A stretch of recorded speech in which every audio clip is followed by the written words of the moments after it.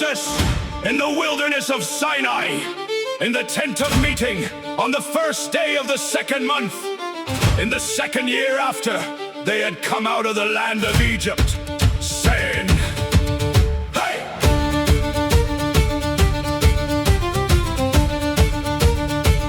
Take a census of all the congregation of the children of Israel, by their families, by their fathers' houses, according to the number of the names, every male, one by one, from 20 years old and upward. All who are able to go out to war in Israel, you and Aaron shall count them by their divisions. With you there shall be a man of every tribe, each one head of his father's house. These are the names of the men who shall stand with you. Of Reuben, Eliezer, the son of Shader. Of Simeon, Shelumiel, the son of Zurishaddai. Of Judah, Nahshon, the son of Amminadab. Of Issachar, Nethanel, the son of Zuar. Of Zebulun, Eliab, the son of Helon. Of the children of Joseph, of Ephraim, Elishama, the son of Ammihud. Of Manasseh, Gamaliel, the son of Pedazur. Of Benjamin, Abidan, the son of Gideoni. Of Dan, Ahiezer, the son of Ammishaddai. Of Asher, Pagiel, the son of Okran. Of Gad, Eliasaph, the son of Duel. Of Naphtali, Ahira, the son of Enan. These are those who were called of the congregation, the princes of the tribes of their fathers. They were the heads of the thousands of Israel. Moses and Aaron took these men who are mentioned by name. They assembled all the congregation together on the first day of the second month, and they declared their ancestry by their families, by their fathers' houses, according to the number of the names, from 20 years old and upward, one by one, as the Lord commanded Moses. So he counted them in the wilderness of Sinai, the children of Reuben, Israel's firstborn, the generations by their families, by their fathers' house, and to the number of the names, one by one, every male from 20 years old and upward. All who were able to go out to war, those who were counted of them, of the tribe of Reuben, were 46,500. Of the children of Simeon, their generations by their families, by their fathers' houses, those who were counted of it, according to the number of the names, one by one, every male from 20 years old and upward. All who were able to go out to war, those who were counted of them, of the tribe of Simeon, were 59,300. Of the children of Gad, their generations by their families, by their fathers' houses, according to the number of the names, from 20 years old and upward. All who were able to go out to war, those who were counted of them, of the tribe of Gad, were 45,650. Of the children of Judah, their generations by their families, by their fathers' houses, according to the number of the names, from 20 years old and upward. All who were able to go out to war, those who were counted of them, of the tribe of Judah, were 74,600. Of the children of Issachar, their generations by their families, by their fathers' houses, according to the number of the names, from 20 years old and upward. All who were able to go out to war, those who were counted of them, of the tribe of Issachar, were 54,400. Of the children of Zebulun, their generations by their families, by their fathers' houses, according to the number of the names, from 20 years old and upward. All who were able to go out to war, those who were counted of them, of the tribe of Zebulun, were 57,400. 400 of the children of Joseph, of the children of Ephraim, their generation by the families, by their fathers' houses, according to the number of the names, from 20 years old and upward, all who were able to go out to war, those who were counted of them. Of the tribe of Benjamin were 35,400 of the children of Dan, their generations by their families, by their fathers' houses, according to the number of the names, from 20 years old and upward, all who were able to go out to war, those who were counted of them. Of the tribe of Dan were 62,700 of the children of Asher, their generations by their families, by their fathers' houses, according to the number of the names, from 20 years old and upward, all who were able to go out to war, those who were counted of them. Of the tribe of Gad were 41,500 of the children of Naphtali, their generations by their families, by their fathers' houses, according to the number of the names, from 20 years old and upward, all who were able to go out to war, those who were counted of them. Of the tribe of Asher were 41,500 of the children of Naphtali, their generations by their families, by their fathers' houses, according to the number of the names, from 20 years old and upward, all who were able to go out to war, those who were counted of them. Of the tribe of Naphtali were 53,400 of the children of Naphtali, their generations by their families, by their fathers' houses, according to the number of the names, from 20 years old and upward, all who were able to go out to war, those who were counted of them. Of the tribe of Naphtali were 53,400. These are those who were counted, whom Moses and Aaron counted, and the 12 men who were princes of Israel, each one for his father's house. So all those who were counted of the children of Israel by their fathers' houses, from 20 years old and upward, all who were able to go out to war in Israel were 603,550. But the Levites after the tribe of their fathers were not counted among them, for the Lord spoke to Moses, saying, only the tribe of Levi you shall not count, neither shall you take a census of them among the children of Israel, but appoint the Levites over the tabernacle of the testimony, and over all its furnishings, and over all that belongs to it. They shall carry the tabernacle and all its furnishings, and they shall take care of it and shall encamp around it. When the tabernacle is to move, the Levites shall take it down. Levites shall take it down. And when the tabernacle is to be set up, the Levites shall set it up. The stranger who comes near shall be put to death. The children of Israel shall pitch their tents, every man by his own camp, and every man by his own standard, according to their divisions. But the Levites shall encamp around the tabernacle of the testimony, that there may be no wrath on the congregation of the children of Israel. The Levites shall be responsible for the tabernacle of the testimony. Thus the children of Israel did, according to all that the Lord commanded Moses, so they did.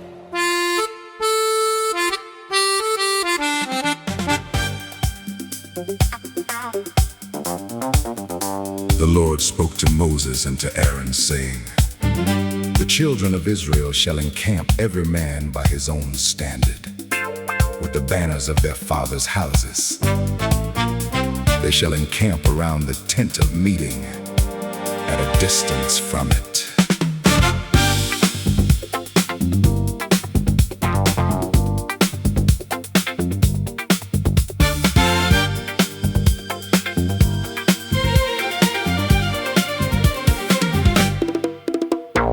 Those who encamp on the east side toward the sunrise shall be of the standard of the camp of Judah, according to their divisions. The prince of the children of Judah shall be Nahshon, the son of Amminadab, his division. And those who were counted of them were 74,600. Those who encamped next to him shall be the tribe of Issachar, the prince of the children of Issachar. shall be Nathaniel, the son of Zuar, his division. and those who were counted of it were 54,400. The tribe of Zebulun, The prince of the children of Zebulun, shall be Eliab, the son of Helon, his division. and those who were counted of it were 57,400. All who were counted of the camp of Judah, were 186,400. according to their division. They shall set out first. On the south side shall be the standard of the camp of Reuben, according to their divisions. The prince of the children of Reuben, Shall be Eliezer, the son of Shedder, his division, and those who were counted of it were 46,500. Those who encamp next to him shall be the tribe of Simeon. The prince of the children of Simeon shall be Shelemiel, the son of Zurishaddai, his division. and those who were counted of them were 59,300. The tribe of Gad, The prince of the children of Gad, shall be Eliasaph, the son of Reuel, his division. and those who were counted of them were 45,650. All who were counted of the camp of Reuben, Were 151,450. their division. Then the tent of meeting shall set out, with the camp of the Levites in the middle of the camps. As they encamp, so shall they set out, every man in his place, by their standards.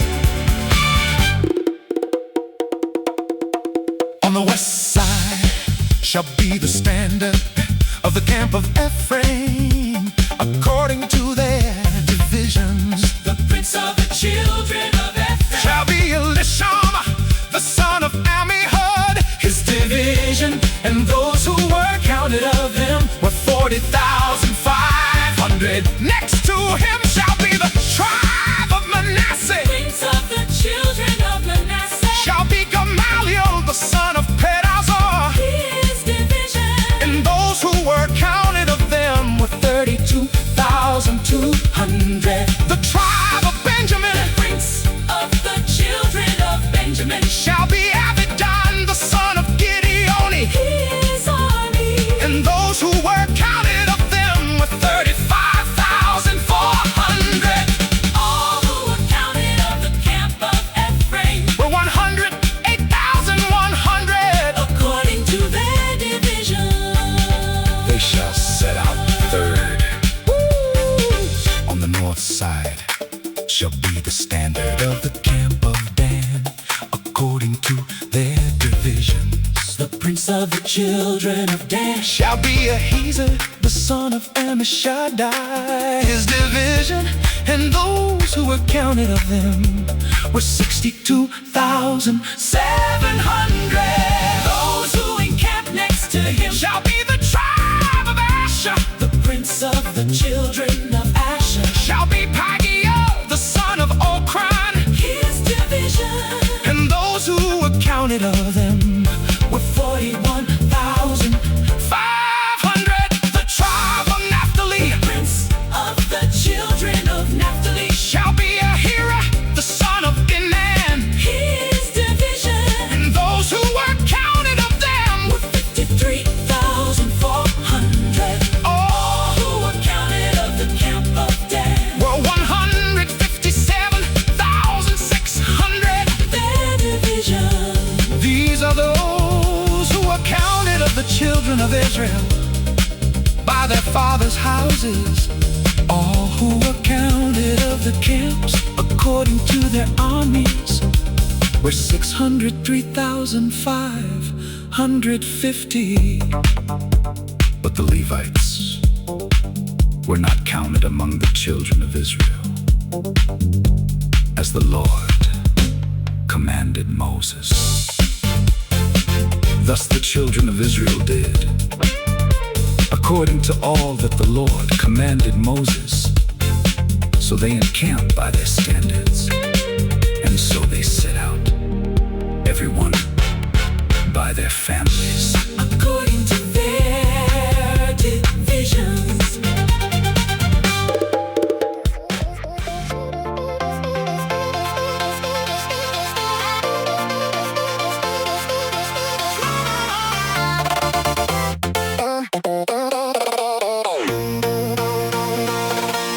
Now this is history of the generations of Aaron and Moses, in the day that the Lord spoke with Moses, in Mount Sinai. Some of the names of the Aaron, the pets of the firstborn, and Abihu, Elazar, and Tamar. These are the names of the sons of Aaron, the priests who were anointed, whom he consecrated to minister in the priest's office. Now I a new deal, Dreamy, said the Lord, when they offer strange traffic for these in the breathers office. And they rebelled in this saying eight, and they had no chill to say, bring the tribe of Levi, and set them for Aaron, that priest, that they may minister to him. They shall keep his requirements and the requirements of the whole congregation before the tent of meeting, to do the service of the tabernacle. They shall keep all the furnishings of the tent of meeting and the obligations of the children of Israel, to do the service of the tabernacle. Shall give the Levites to Aaron and to his sons. They are holy, giving them to him on the behalf of the children of Israel. Shall appoint Aaron and his sons, and they shall keep their priest. But the stranger who comes near shall be put to death. The Lord Star spoke to Moses, saying, and behold, I have taken the Levites from among the children of Israel, instead of all but the firstborn who opened the womb among them.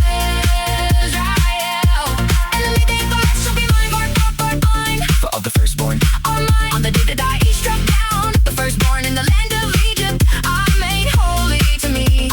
love the firstborn Israel, both man and animal, they shall be mine. I am the Lord. The Lord spoke to Moses in the wilderness of Sinai, saying, count the children of Levi by their fathers' houses, their families. You shall count every male from a month old and upward, as is counted them according to Lord's word, as he was commanded. These were the sons of Levi by their names: Gershon, Kohath, and Merari. These are the names of the sons of Gershon by their families: Libni and Shimei. The sons of Kohath by their family, Azar, Hebron, and Oziel, the Uziel. Sons of Merari by the families: Mali and Moshe. These are the families of the according to the family of the Himaeis, of the family of the families of the Persianites, of the families of the Persianites, those who were counted of them, according to the number of all the males from a month old and upward. Even those who were counted of them were 7,500. The families of Gershonites fell in the camp behind the tabernacle westward. Elias, the son of the Lushal, shall be the prince of the father's house of the Gershonites. The duty of the sons of Gershon in the tent of meeting shall be the tabernacle tent, covering, severing the string for the tent of meeting, the hangings of the court, the screen for the door of our court, the screen for the door above the court, which is by the tabernacle and around the altar. And its cord for all of the elders. Of Kohath was the family of the Ammonites, the family of the Israelites, the family of the Hebronites, the family of the Uzzielites. These are the families of the Kohathites, according to the number of all the males from a month old and upward. There were 8,600, keeping their requirements or garments of the sanctuary. The families of the sons of Kohath shall encamp on the south side of the tabernacle. The prince of the father's house, and for the families of the Kohathites, but be Elizabeth and the son of Uzziel. Their duty shall be the ark, the table, the lampstand, the altars, the vessels of the sanctuary with which they minister, the screen and all its service. Eleazar, the son of Aaron, the priest, shall be prince of the princes of the Levites, with the oversight of those who keep the requirements on the sanctuary.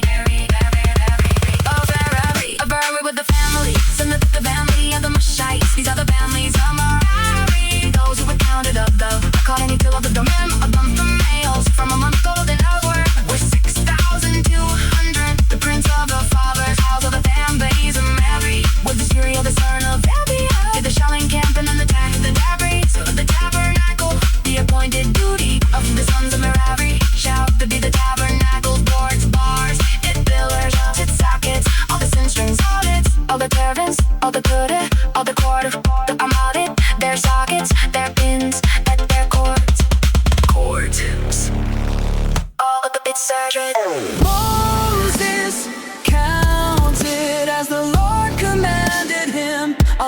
firstborn among the children of Israel.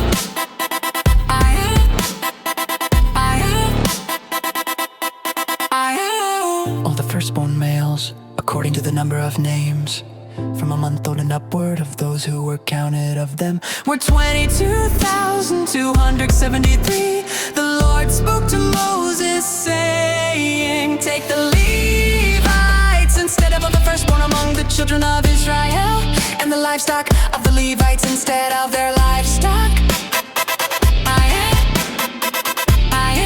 And the Levites shall be mine. I am the Lord. For the redemption of the 273 of the firstborn of the children of Israel,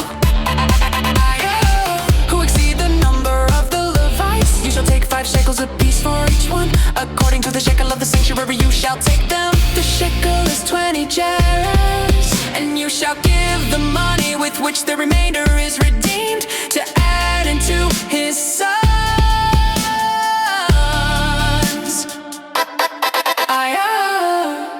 Moses took the redemption money from those who exceeded the number of those who were redeemed by the Levites.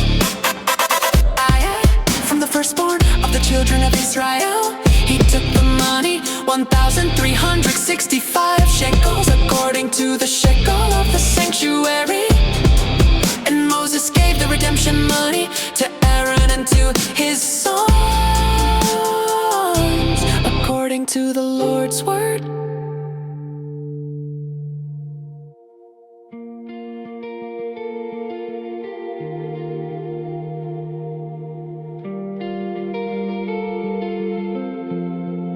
The Lord spoke to Moses and to Aaron, saying, take a census of the sons of Kohath from among the sons of Levi, by their families, by their fathers' houses, from 30 years old and upward, even until 50 years old. All who enter into the service to do the work in the tent of meeting. This is the service of the sons of Kohath in the tent of meeting, regarding the most holy things. When the camp moves forward, Aaron shall go in with his sons, and they shall take down the veil of the screen, cover the ark of the testimony with it, put a covering of sealskin on it, spread a blue cloth over it, and put in its poles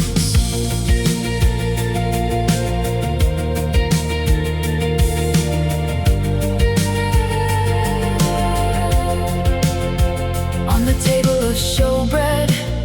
They shall spread a blue cloth and put on it the dishes, the spoons, the bowls, and the cups with which to pour out, and the continual bread shall be on it. They shall spread on them scarlet cloth and cover it with the covering of sealskin, and shall put in its poles. They shall take a blue cloth and cover the lampstand of the light, its lamps, its snuffers, its snuff dishes, and all its oil vessels with which they minister to it.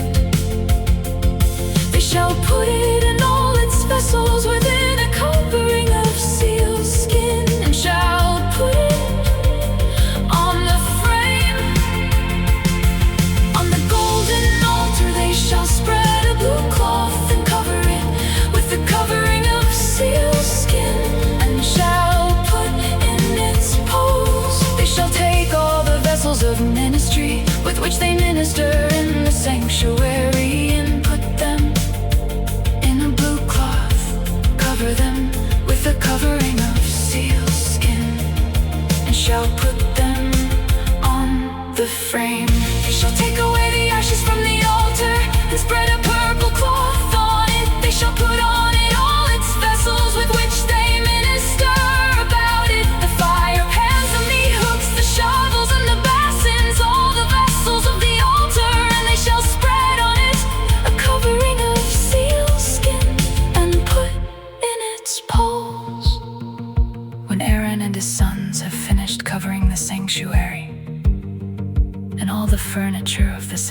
sanctuary. As the camp moves forward, after that the sons of Kohath shall come to carry it, but they shall not touch the sanctuary, lest they die. The sons of Kohath shall carry these things belonging to the tent of meeting. The duty of Eleazar, the son of Aaron, the priest, shall be the oil for the light, the sweet incense, the continual meal offering, and the anointing oil, the requirements of all the tabernacle and of all that is in it, the sanctuary and its furnishings. The Lord spoke to Moses, saying, take a census of the sons of Gershon also, by their fathers' houses, by their families. You shall count them from 30 years old and upward, until 50 years old. All who enter into wait on the service, to do the work in the tent of meeting. This is the service of the families of the Gershonites, in serving and bearing burdens. They shall carry the curtains of the tabernacle and the tent of meeting, its covering, the covering of sealskin that is on it, the screen for the door of the tent of meeting, the hangings of the court, the screen for the door of the gate of the court, which is by the tabernacle, and around the altar their cords, and all the instruments of their service. And whatever shall be done with them, they shall serve in there. At the commandment of Aaron and his sons shall be all the service of the sons of the Gershonites, in all their burden and in all their service. And you shall appoint their duty to them in all their responsibilities.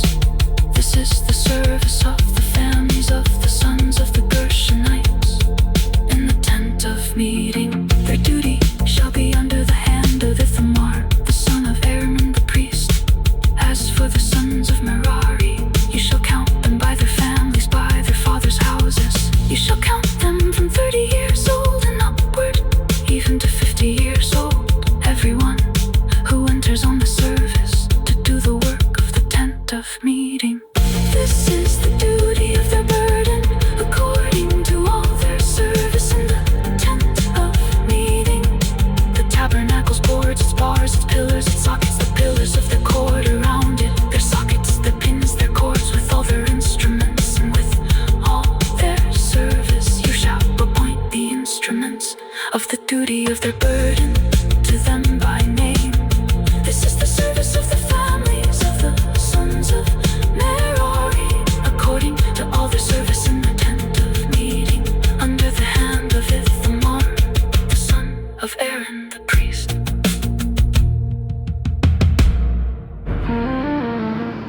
Moses and Aaron and the princes of the congregation counted the sons of the Kohathites by their families and by their fathers' houses, from 30 years old and upward, even to 50 years old.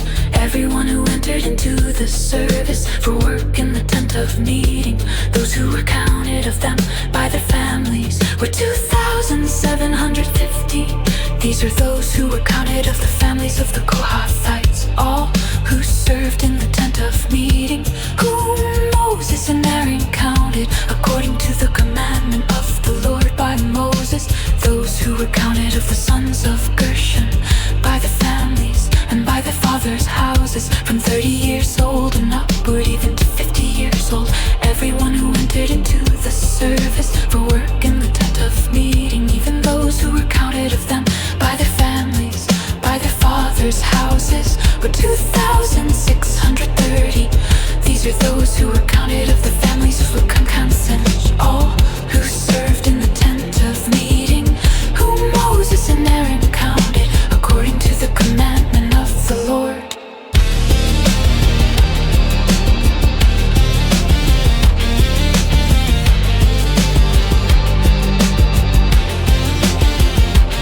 Those who were counted of the families of the sons of Merari by their families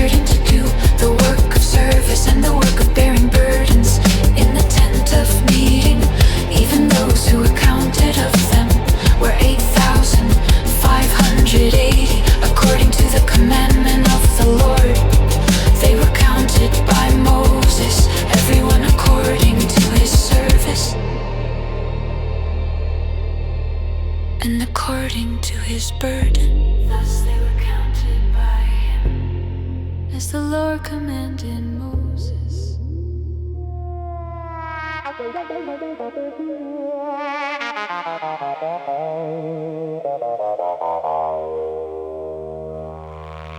The Lord spoke to Moses, saying,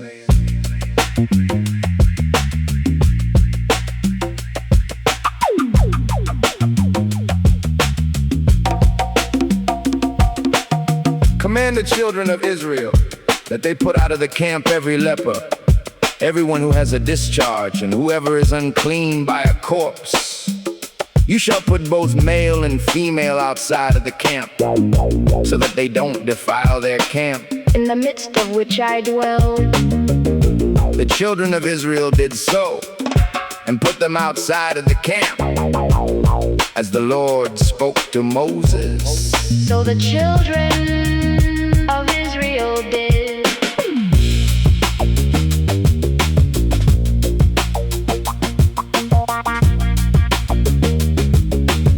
The Lord spoke to Moses, saying, Speak to the children of Israel. When a man or woman commits any sin that men commit, so as to trespass against the Lord, and that soul is guilty, then he shall confess his sin which he has done, and he shall make restitution for his guilt in full. Add to it the fifth part of it, and give it to him in respect of whom he has been guilty. But if the man has no kinsman, to whom restitution may be made for the guilt, the restitution for guilt which is made to the Lord shall be the priest, in addition to the ram of the atonement, By which atonement shall be made for him.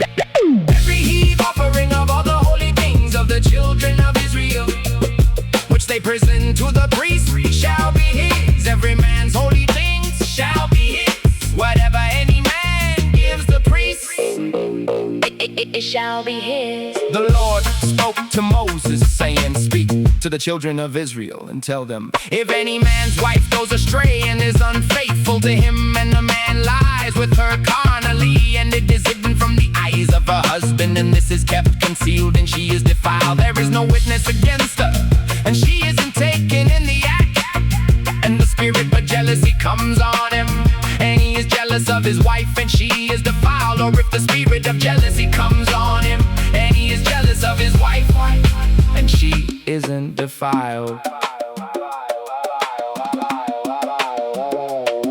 then the man shall bring his wife to the priest, and shall bring her offering for her 1/10 of an ephah of barley meal. He shall pour no oil on it, nor put frankincense on it, for it is a meal offering of jealousy, a meal offering of memorial, Bringing iniquity to memory.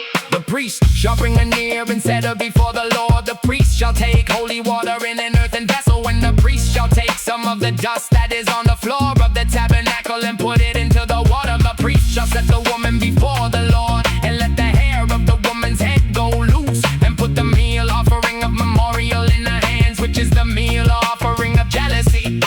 The priest shall have in his hand the water of bitterness that brings a curse. The priest shall cause her to take an oath, and shall tell the woman, if no man is laying with you, and if you haven't gone aside to uncleanness, being under your husband's authority, be free from this water of bitterness that brings a curse. But if you have gone astray, being under your husband's authority, and if you are defiled, and some man is laying with you besides your husband, then the priest shall cause the woman to swear with the oath of cursing, and the priest shall tell the woman, may the Lord make you a curse and an oath among your people, when the Lord allows your thigh to fall away, And your body to swell.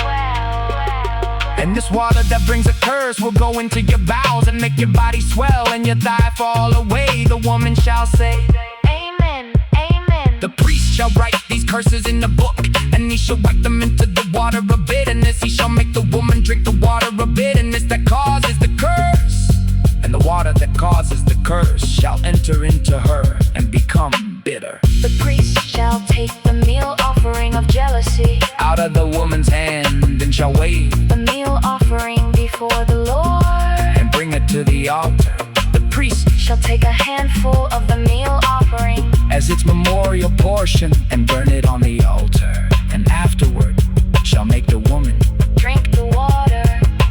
has made her drink the water, then it shall happen. If she is defiled and has committed a trespass against her husband, that the water that causes the curse will enter into her and become bitter, and her body will swell, and her thigh will fall away, and the woman will be a curse among her people. If the woman isn't defiled but is clean, then she shall be free, and shall conceive offspring. This is the law of jealousy. When a wife, being under her husband, goes astray and is defiled, or when the spirit of jealousy comes on a man, and he is jealous of his wife, then he shall set the woman before the Lord, and the priest shall execute on her all this law. The man shall be free from iniquity, and that woman shall bear her iniquity.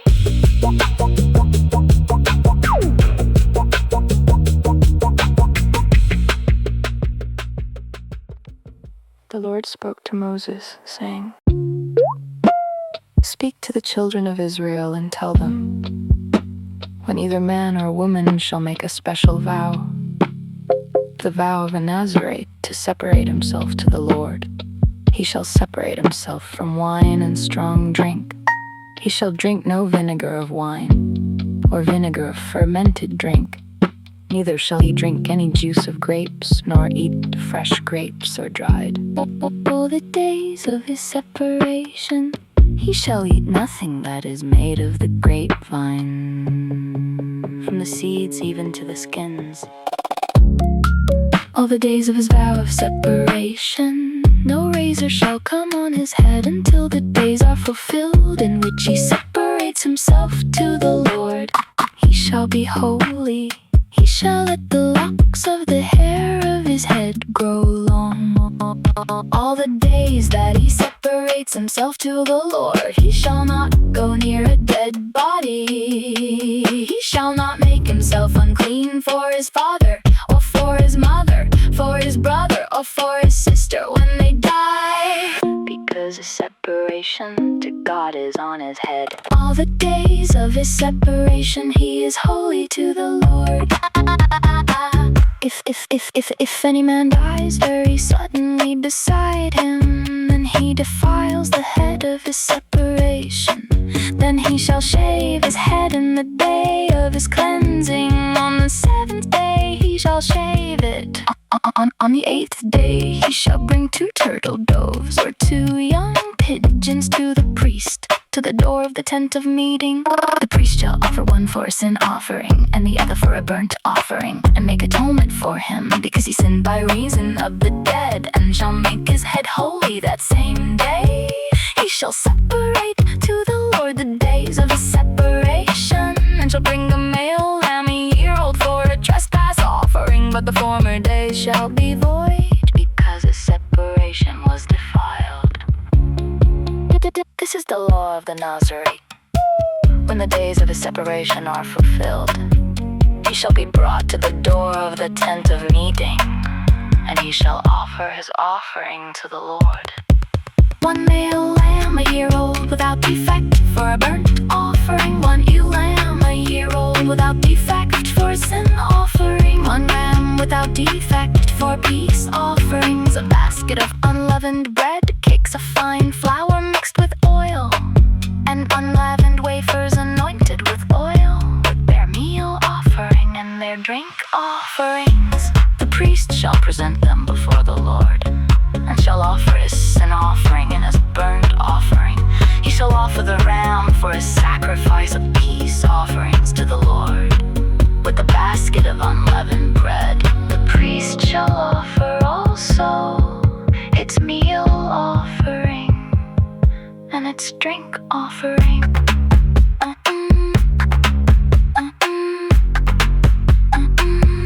The Nazarite shall shave the head of his separation at the door of the tent of meeting. Take the hair of the head of his separation and put it on the fire, which is under the sacrifice of peace offerings. The priest shall take the boiled shoulder of the ram, 1 unleavened cake out of the basket, and 1 unleavened wafer, and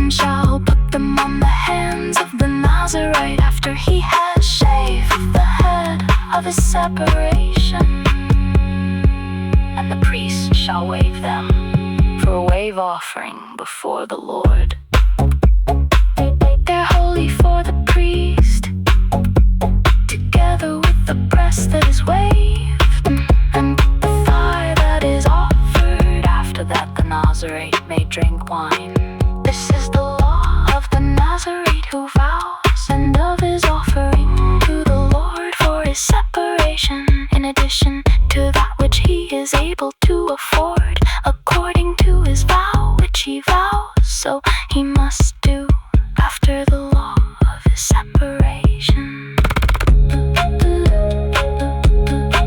The Lord spoke to Moses, saying, Speak to Aaron and to his sons, saying, This is how you shall bless the children of Israel.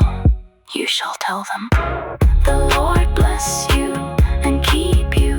The Lord make his face to shine on you and be gracious to you. The Lord lift up his face toward you and give you peace. So they shall put my name on the children of Israel, and I will bless them. On the day that Moses had finished setting up the tabernacle, and had anointed it and sanctified it with all its furniture, and the altar with all its vessels, and had anointed and sanctified them, the princes of Israel, the heads of their fathers' houses, gave offerings. These were the princes of the tribes. These are they who were over those who were counted. And they brought their offering before the Lord, 6 covered wagons and 12 oxen, a wagon for every 2 of the princes, and for each one an ox. They presented them before the tabernacle. The Lord spoke to Moses, saying, Accept these from them, that they may be used in doing the service of the tent of meeting, and you shall give them to the Levites, to every man according to his service. Moses took the wagons and the oxen and gave them to the Levites. He gave 2 wagons and 4 oxen to the sons of Gershon, according to their service. He gave 4 wagons and 8 oxen to the sons of Merari, according to their service, under the direction of Ithamar the son of Aaron the priest. But to the sons of Kohath he gave none, because the service of the sanctuary belonged to them. They carried it on their shoulders. The princes gave offerings for the dedication of the altar. In the day that it was anointed, the princes gave their offerings before the altar. The Lord said to Moses, They shall offer their offering, each prince on his day, for the dedication of the altar. He who offered his offering the first day was Nahshon the son of Amminadab of the tribe of Judah, and his offering was 1 silver platter, the weight of which was 130 shekels, 1 silver bowl of 70 shekels, according to the shekel of the sanctuary, both of them full of fine flour mixed with oil for a meal offering, 1 golden ladle of 10 shekels full of incense, 1 young bull, 1 ram, 1 male lamb a year old for a burnt offering, 1 male goat for a sin offering, and for the sacrifice of peace offerings, 2 head of cattle, 5 rams, 5 male goats, and 5 male lambs a year old. This was the offering of Nahshon the son of Amminadab. On the second day, Nethanel the son of Zuar, prince of Issachar, gave his offering. He offered for his offering 1 silver platter, the weight of which was 130 shekels, 1 silver bowl of 70 shekels, according to the shekel of the sanctuary, both of them full of fine flour mixed with oil for a meal offering, 1 golden ladle of 10 shekels full of incense, 1 young bull, 1 ram, 1 male lamb a year old for a burnt offering, 1 male goat for a sin offering, for the sacrifice of peace offerings, 2 head of cattle, 5 rams, 5 male goats, 5 male lambs a year old. This was the offering of Nethanel the son of Zuar. On the 3rd day, Eliab the son of Helon, prince of the children of Zabulon, gave his offering, 1 silver platter, the weight of which was 130 shekels, 1 silver bowl of 70 shekels, according to the shekel of the sanctuary, both of them full of fine flour mixed with oil for a meal offering, 1 golden ladle of 10 shekels full of incense, 1 young bull, 1 ram, 1 male lamb a year old for a burnt offering, 1 male goat for a sin offering, and for the sacrifice of peace offerings, 2 head of cattle, 5 rams, 5 male goats, and 5 male lambs a year old. the son of Helen. On the fourth day, Elizur, the son of Shedder, prince of the children of Reuben, gave his offering. 1 silver platter, the weight of which was 130 shekels. 1 silver bowl of 70 shekels. According to the shekel of the sanctuary, both of them full of fine flour mixed with oil for a meal offering. 1 golden ladle of 10 shekels full of incense. 1 young bull, 1 ram, 1 male lamb a year old for a burnt offering. 1 male goat for a sin offering, and for the sacrifice of peace offerings. 2 head of cattle, 5 rams, 5 male goats and 5 male lambs a year old. This was the offering of Elizur, the son of Shedeur. On the 5th day, Shelumiel, the son of Zurishaddai, prince of the children of Simeon, gave his offering. 1 silver platter, the weight of which was 130 shekels. 1 silver bowl of 70 shekels. According to the shekel of the sanctuary, both of them full of fine flour mixed with oil for a meal offering. 1 golden ladle of 10 shekels full of incense. 1 young bull, 1 ram, 1 male lamb a year old for a burnt offering. 1 male goat for a sin offering, and for the sacrifice of peace offerings. 2 head of cattle, 5 rams, 5 male goats, and 5 male lambs a year old. This was the offering of Shelumiel, the son of Zurishaddai. 5 male goats and 5 male lambs a year old. This was the offering of Shelumiel, the son of Zurishaddai. On the 6th day, Elisaph, the son of Deuel, prince of the children of Gad, gave his offering. 1 silver platter, the weight of which was 130 shekels. 1 silver bowl of 70 shekels, according to the shekel of the sanctuary, both of them full of fine flour mixed with oil for a meal offering. 1 golden ladle of 10 shekels full of incense. 1 young bull, 1 ram, 1 male lamb a year old, 1 male lamb a year old, for a burnt offering. 1 male goat for a sin offering, and for the sacrifice of peace offerings. 2 head of cattle, 5 rams, 5 male goats, and 5 male lambs a year old. This was the offering of Elisaph, the son of Deuel. On the 7th day, Elishama, the son of Ammihud, prince of the children of Ephraim, gave his offering. 1 silver platter, the weight of which was 130 shekels. 1 silver bowl of 70 shekels, according to the shekel of the sanctuary, both of them full of fine flour mixed with oil for a meal offering.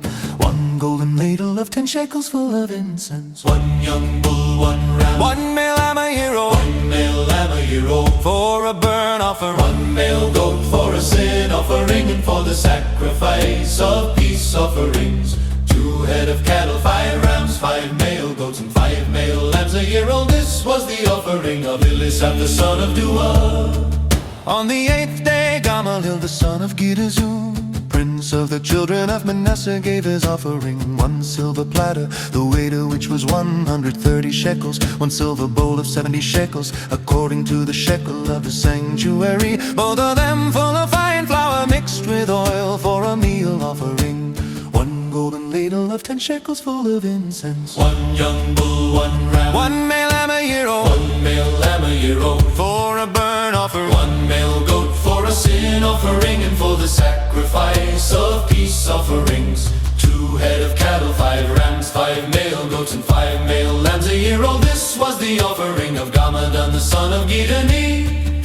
On the 9th day, Abidan, the son of Gidoni, prince of the children of Dan, gave his offering. 1 silver platter, the weight of which was 130 shekels. 1 silver bowl of 70 shekels, according to the shekel of the sanctuary, both of them full of fine flour mixed with oil for a meal offering.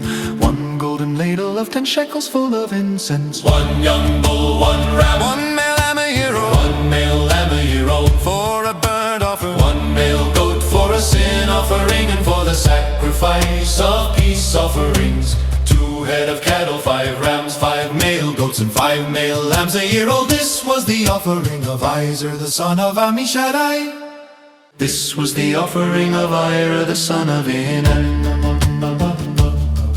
On the 12th day, Ira, the son of Enan, prince prince of the children of Naphtali gave his offering 1 silver platter, the weight of which was 130 shekels, 1 silver bowl of 70 shekels, according to the shekel of the sanctuary, both of them full of fine flour mixed with oil for a meal offering, 1 golden ladle of 10 shekels full of incense, 1 young bull, 1 ram, 1 male lamb a year old, 1 male lamb a year old, for a burnt offering, 1 male goat for a sin offering, and for the sacrifice of peace offerings, 2 head of cattle, 5 rams, 5 male goats, and 5 male lambs a year old. This was the offering of Ira the son of Enan.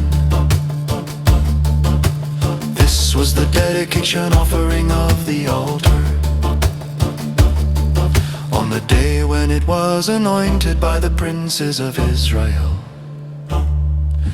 12 silver platters, 12 silver bowls, 12 golden ladles, each silver platter weighing 130 shekels, and each bowl 70, all the silver of the vessels 2,400 shekels, according to the shekel of the sanctuary, the 12 golden ladles, full of incense, weighing 10 shekels apiece, according to the shekel of the sanctuary, all the gold of the ladles weighed 120 shekels, all the cattle for the burnt offering 12 bulls, the rams 12, the male lambs a year old 12, and their meal offering, and 12 male goats for a sin offering, and all the cattle for the sacrifice of peace offerings, 24 bulls, 60 rams, 60 male goats, and 60 male lambs a year old. This was the dedication offering of the altar, after it was anointed. When Moses went into the tent of meeting to speak with the Lord, he heard his voice speaking to him from above the mercy seat that was on the ark of the testimony, from between the 2 cherubim, and he spoke to him. The Lord spoke to Moses, saying, "Speak to Aaron and tell him, when you light the lamps, the 7 lamps shall give light in front of the lampstand." Aaron did so. He lit its lamps to light the area in front of the lampstand, as the Lord commanded Moses. This was the workmanship of the lampstand, beaten work of gold. From its base to its flowers it was beaten work. He made the lampstand according to the pattern which the Lord had shown Moses.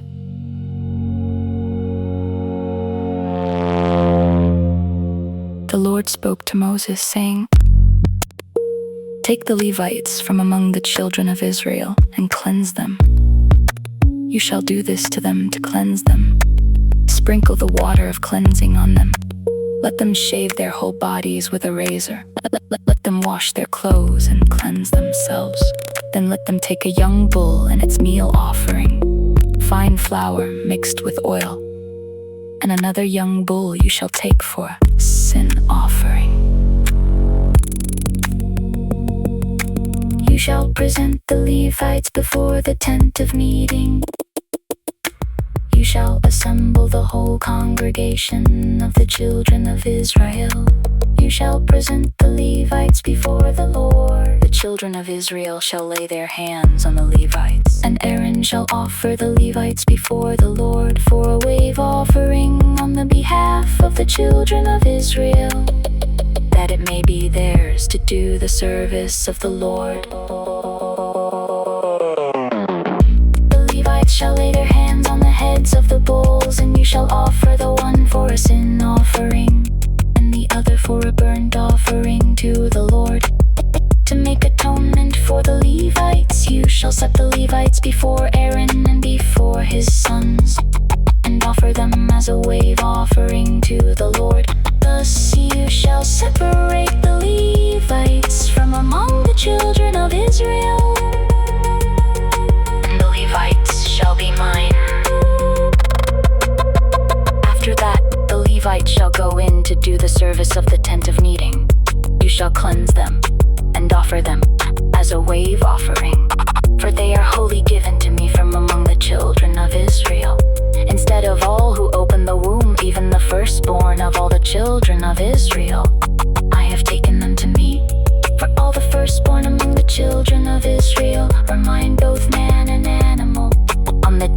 I struck all the firstborn in the land of Egypt. I sanctified them for myself. I have taken the Levites instead of all the firstborn among the children of Israel. I have given the Levites as a gift to Aaron and to his sons from among the children of Israel, to do the service of the children of Israel in the tent of meeting, and to make atonement for the children of Israel, so that there will be no plague among the children of Israel when the children of Israel come near to the sanctuary. Moses, Moses, Moses, Aaron, and all the congregation of the children of Israel did so to the Levites, according to all that the Lord commanded Moses concerning the Levites. So the children of Israel did to them. The Levites purified themselves from sin, and they washed their clothes. And Aaron offered them for a wave offering before the Lord. And Aaron made atonement for them to cleanse them. After that, the Levites went in to do their service in the tent of meeting before Aaron and before his sons, as the Lord had commanded Moses concerning the Levites. So they did to them.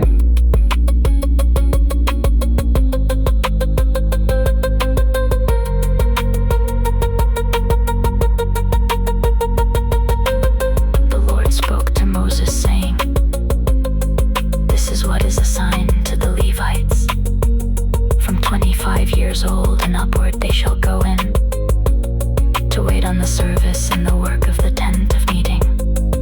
And from the age of 50 years they shall retire from doing the work, and shall serve no more, but shall assist their brothers in the tent of meeting to perform the duty, and shall perform no service. This is how you shall have the Levites do their duties.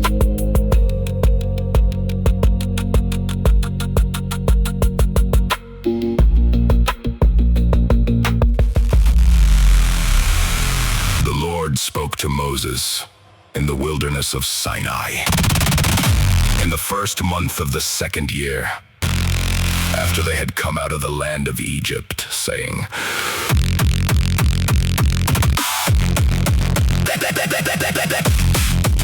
"Let the children of Israel keep the Passover in its appointed season. On the 14th day of this month at evening, you shall keep it in its appointed season.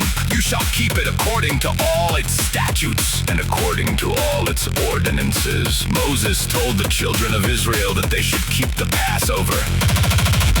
They kept the Passover in the first month on the 14th day of the month that evening in the wilderness of Sinai, according to all that the Lord commanded Moses. So the children of Israel did. There were certain men who were unclean because of the dead body of a man, so that they could not keep the Passover on that day. And they came before Moses and Aaron on that day. Those men said to him, "We are unclean because of the dead body of a man.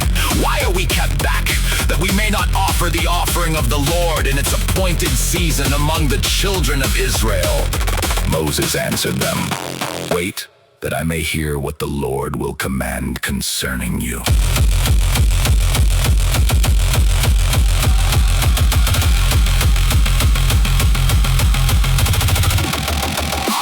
The Lord spoke to Moses, saying, "Say to the children of Israel, if any man of you or of your generations is unclean by reason of a dead body, or is on a journey far away, he shall still keep the Passover to the Lord in the second month on the 14th day at evening. They shall keep it. They shall eat it with unleavened bread and bitter herbs.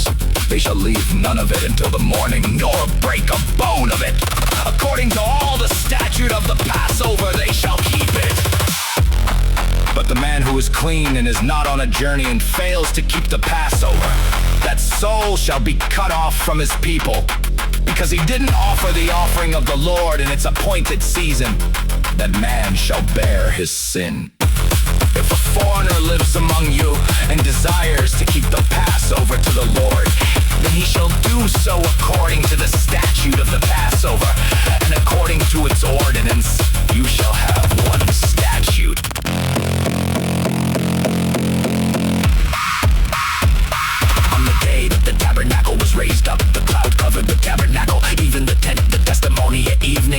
over the tabernacle, as it were the appearance of fire until morning. So it was continually the cloud covered it, and the appearance of fire by night. Whenever the cloud was taken up from over the tent, then after that the children of Israel traveled, and in the place where the cloud remained, there the children of Israel encamped.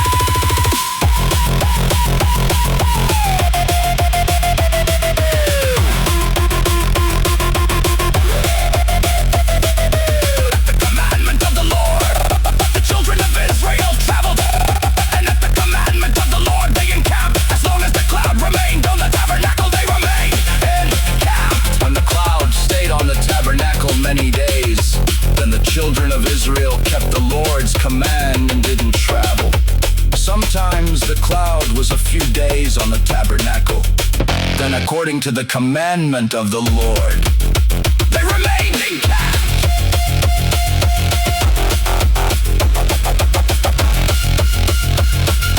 Sometimes the cloud was from evening until morning, and when the cloud was taken up in the morning, they traveled. Or by day and by night, when the cloud was taken up, they traveled. Whether it was 2 days, or a month, or a year, that the cloud stayed on the tabernacle, remaining on it. The children of Israel remained encamped and didn't travel. But when it was taken up, they traveled. At the commandment of the Lord they encamped, and at the commandment of the Lord they encamped. As long as the cloud remained on the tabernacle, they remained encamped.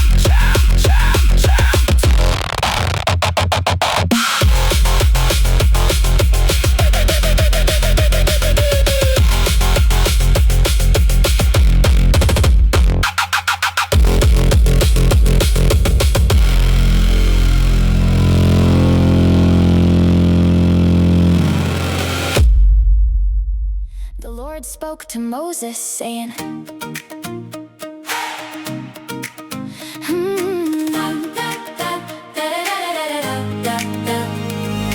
make 2 trumpets of silver.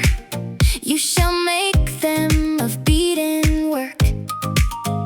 You shall use them for the calling of the congregation and for the journeying of the camps.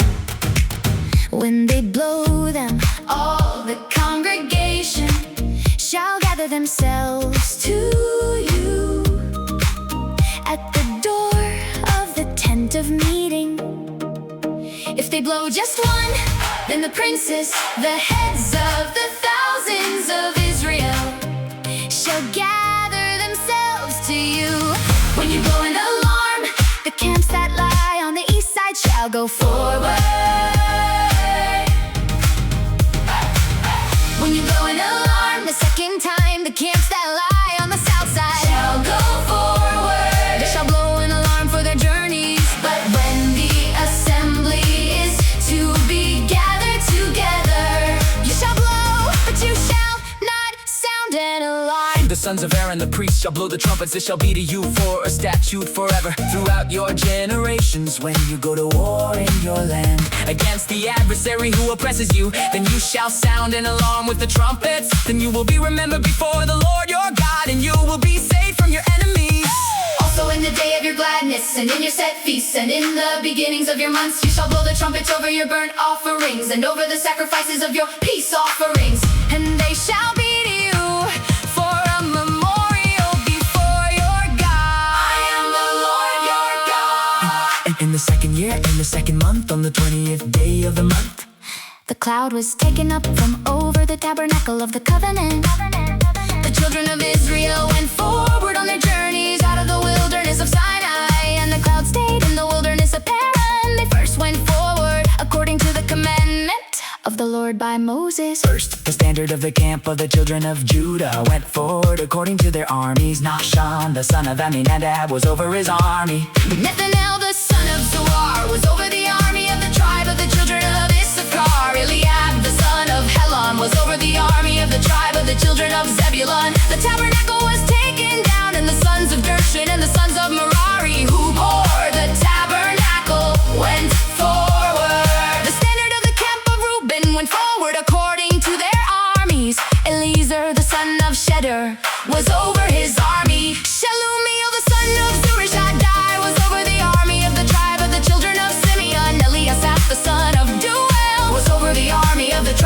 children of Gad. The Cohabitates set forward, bearing the sanctuary. The others set up the tabernacle. Before they arrived, the standard of the camp of the children of Ephraim set forward according to their armies. Elishama, the son of Ammihud, was over his army. Gamaliel, the son of Pedazor, was over the army of the tribe of the children of Manasseh. Abidan, the son of Gideon, was over the army of the tribe of the children of Benjamin. The standard of the camp of the children of Dan, which was the rear guard of all the camps, set forward according to their armies. Ahiezer, the son of Ammishaddai, was over his army. Pagil, the son of Okran, was over the army of the tribe of the children of Asher. Ahira, the son of Eden, was over the army of the tribe of the children of Naphtali. According to their armies, and they went forward. Moses said to Hobab, the son of Reuel, the Midianite, Moses' father-in-law, we are journeying to the place of which the Lord said, I will give it to you. Come with us, and we will treat you well, for the Lord has spoken good concerning Israel. He said to him, I will not go, but I will depart to my own land and to my relatives. Moses said, don't leave us, please, because you know how we are till encamp in the wilderness. and you can be our eyes. It shall be, if you go with us, yes it shall be. Now whatever good the Lord does to us, we will do the same to you. They set forward from the mount of the Lord, 3 days' journey. The ark of the Lord's covenant went before them, 3 days' journey, to seek out a resting place for them when they set forward from the camp. When the ark went forward, Moses said, rise up, Lord, and let your enemies be scattered. Let those you hate you free before you. When it rested, he said, return, Lord, to the 10,000s of the thousands of Israel.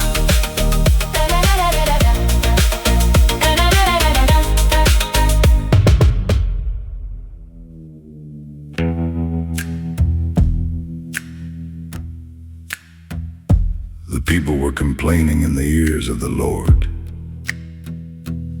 When the Lord heard it, his anger burned.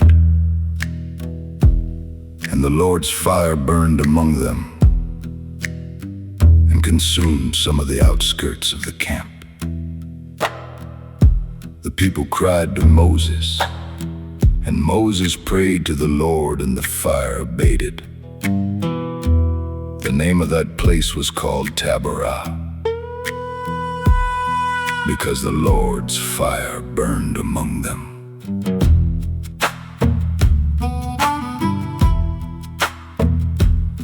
The mixed multitude that was among them lusted exceedingly.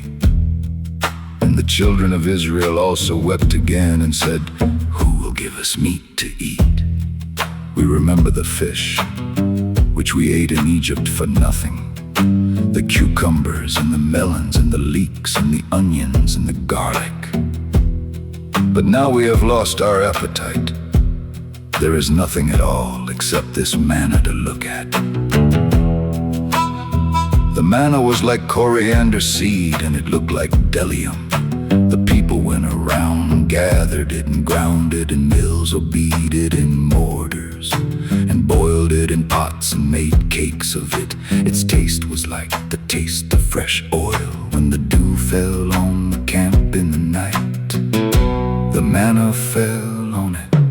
Moses heard the people weeping throughout the families, every man at the door of his tent.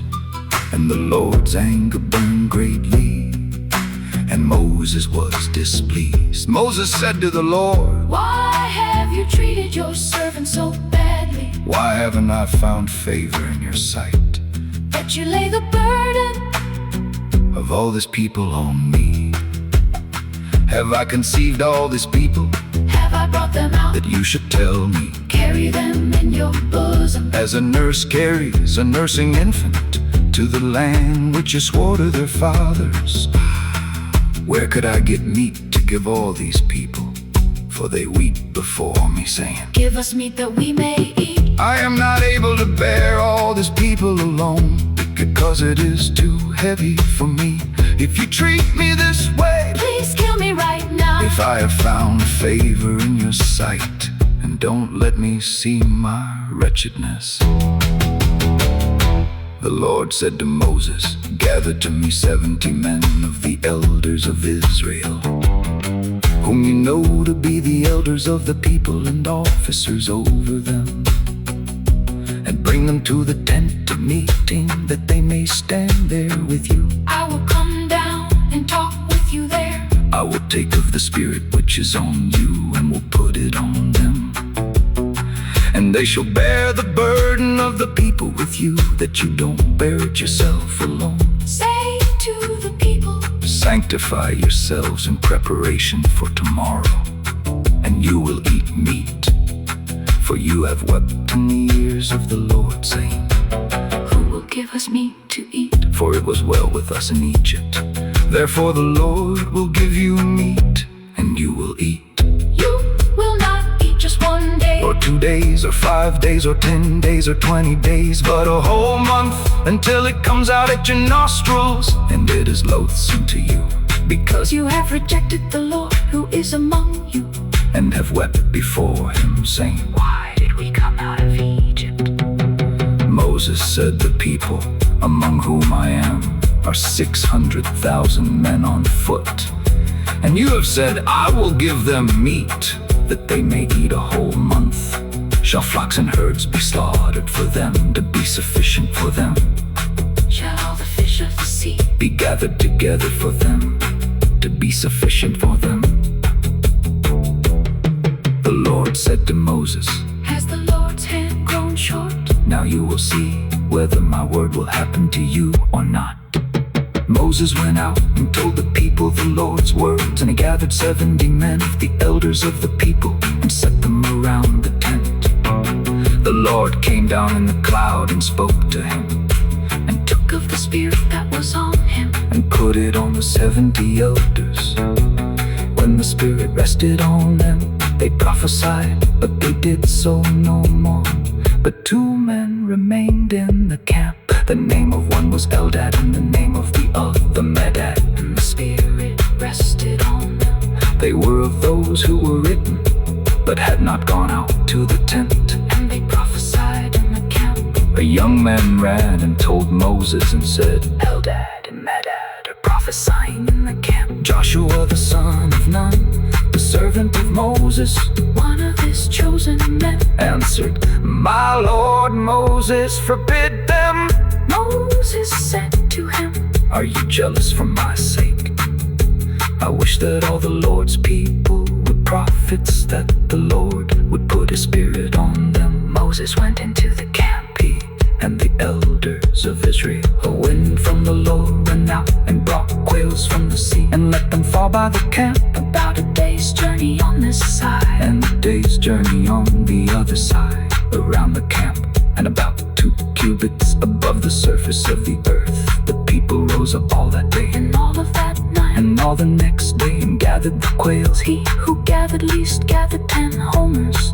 And they spread them all out for themselves around the camp, while the meat was still between their teeth before it was chewed. The Lord's anger burned against the people, and the Lord struck the people with a very great plague.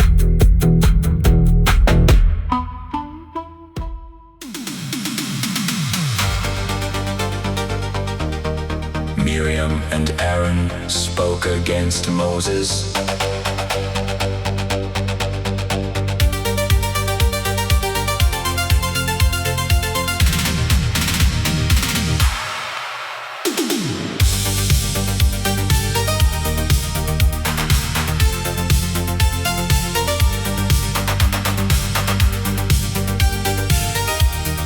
Miriam and Aaron spoke against Moses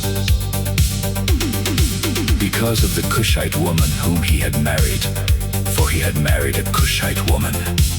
They said, Has the Lord indeed spoken only with Moses? Hasn't he spoken also with us? and the Lord heard it. Now the man Moses was very humble, more than all the men who were on the surface of the earth.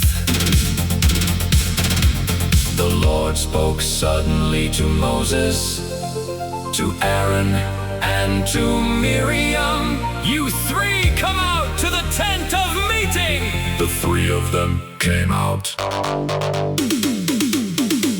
The Lord came down in a pillar of cloud and stood at the door of the tent and called Aaron and Miriam, and they both came forward. He said, now hear my words. If there is a prophet among you, I, the Lord, will make myself known to him in a vision, I will speak with him in a dream. My servant Moses is not so. He is faithful in all my house. With him I will speak mouth to mouth, even plainly and not in riddles. And he shall see the Lord's form. Why then were you not afraid To speak against my servant. against Moses? The Lord's anger burned against them.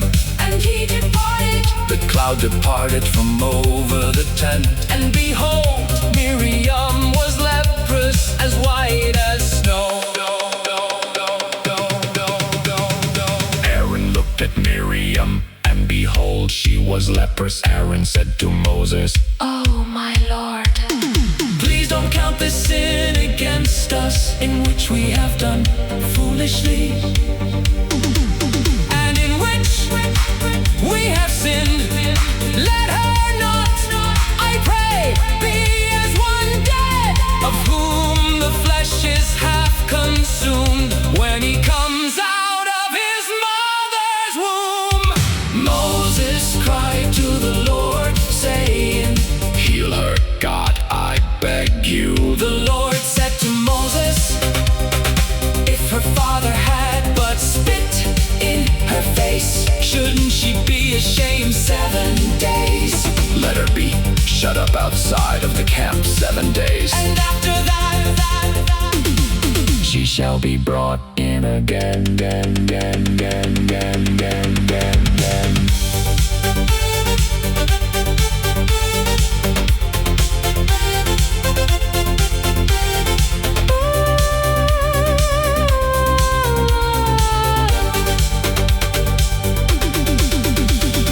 Miriam was shut up outside of the camp 7 days.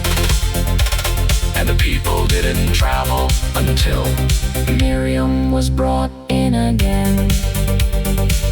afterward the people traveled from Hazeroth and encamped in the wilderness of Paran. Encamped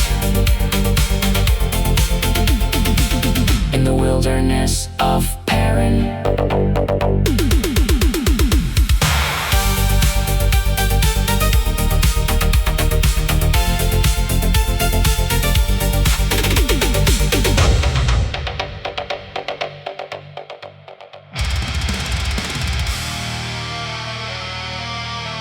The Lord spoke to Moses, saying, "Send men, that they may spy out the land of Canaan, which I give to the children of Israel. Of every tribe of their fathers you shall send a man, every one a prince among them." Moses sent them from the wilderness of Paran, according to the commandment of the Lord. All of them were men who were heads of the children of Israel.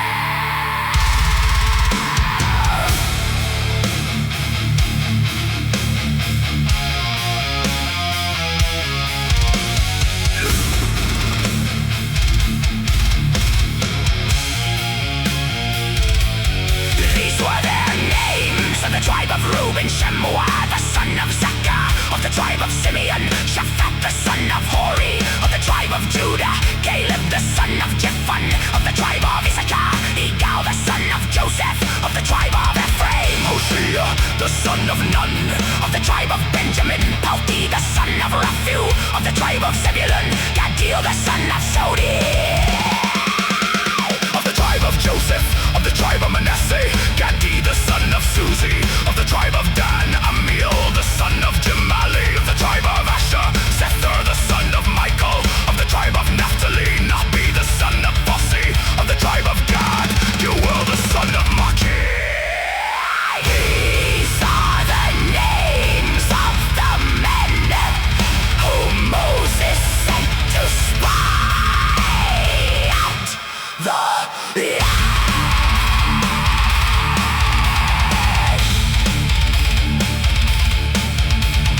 Moses sent them to spy out the land of Canaan and said to them, go up this way by the south and go up into the hill country. See the land, what it is, and the people who dwell therein, whether they are strong or weak, whether they are few or many, and what the land is that they dwell in, whether it is good or bad, and what cities they are that they dwell in, whether in camps or in strongholds, and what the land is, whether it is fertile or poor, whether there is wood therein or not. Be courageous and bring some of the fruit of the land.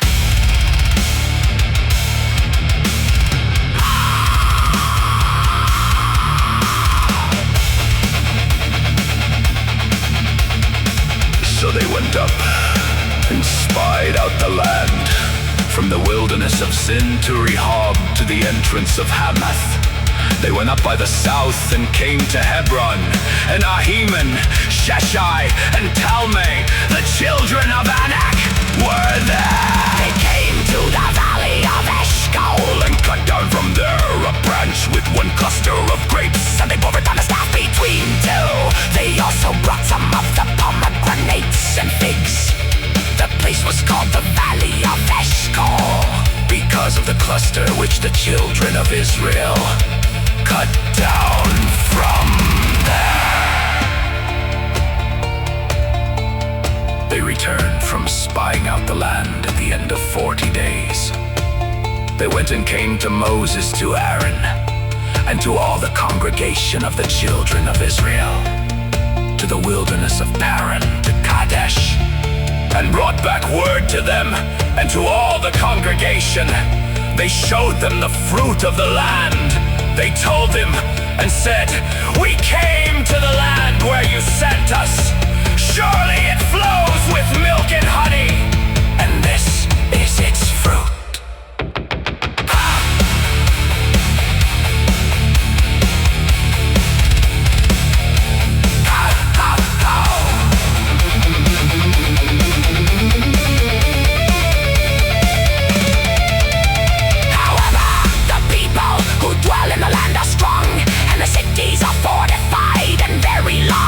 Moreover, we saw the children of Anak there. Amalek dwells in the land of the south.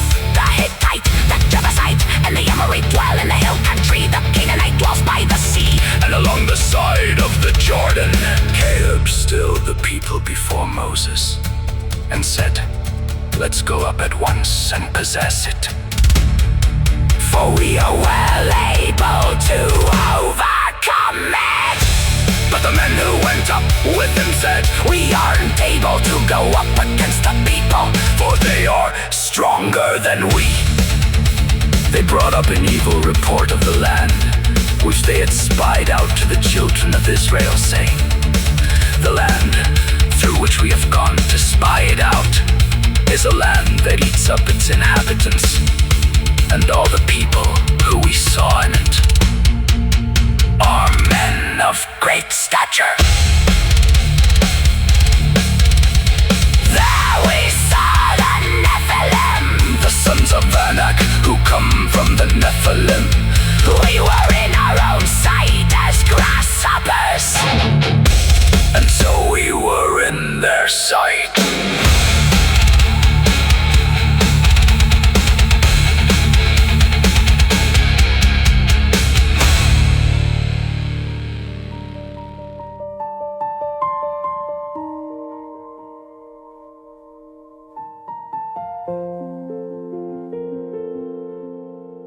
the congregation lifted up their voice and cried, and the people wept that night.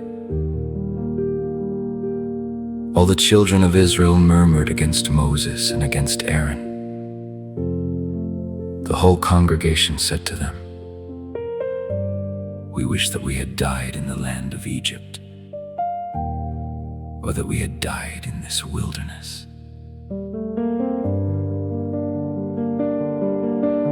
Why does the Lord bring us to this land to fall by the sword?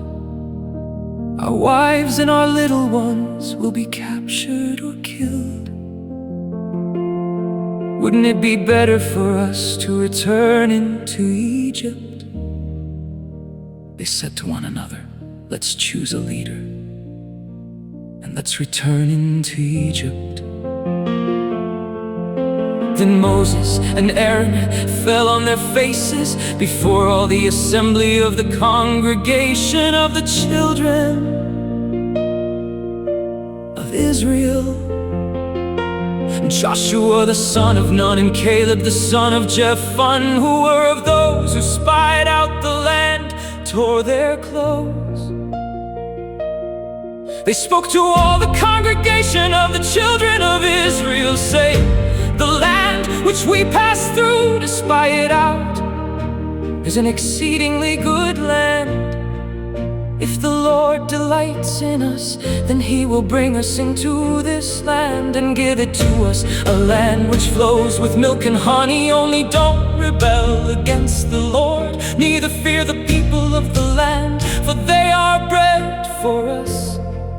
Their defense is removed from over them, and the Lord is with us. Don't fear them." But all the congregation threatened to stone them with stones. The Lord's glory appeared in the tent of meeting to all the children of Israel. The Lord said to Moses, "How long will this people despise me?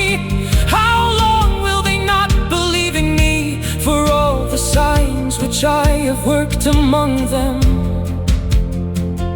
I will strike them with the pestilence and disinherit them, and will make of you a nation greater and mightier than they."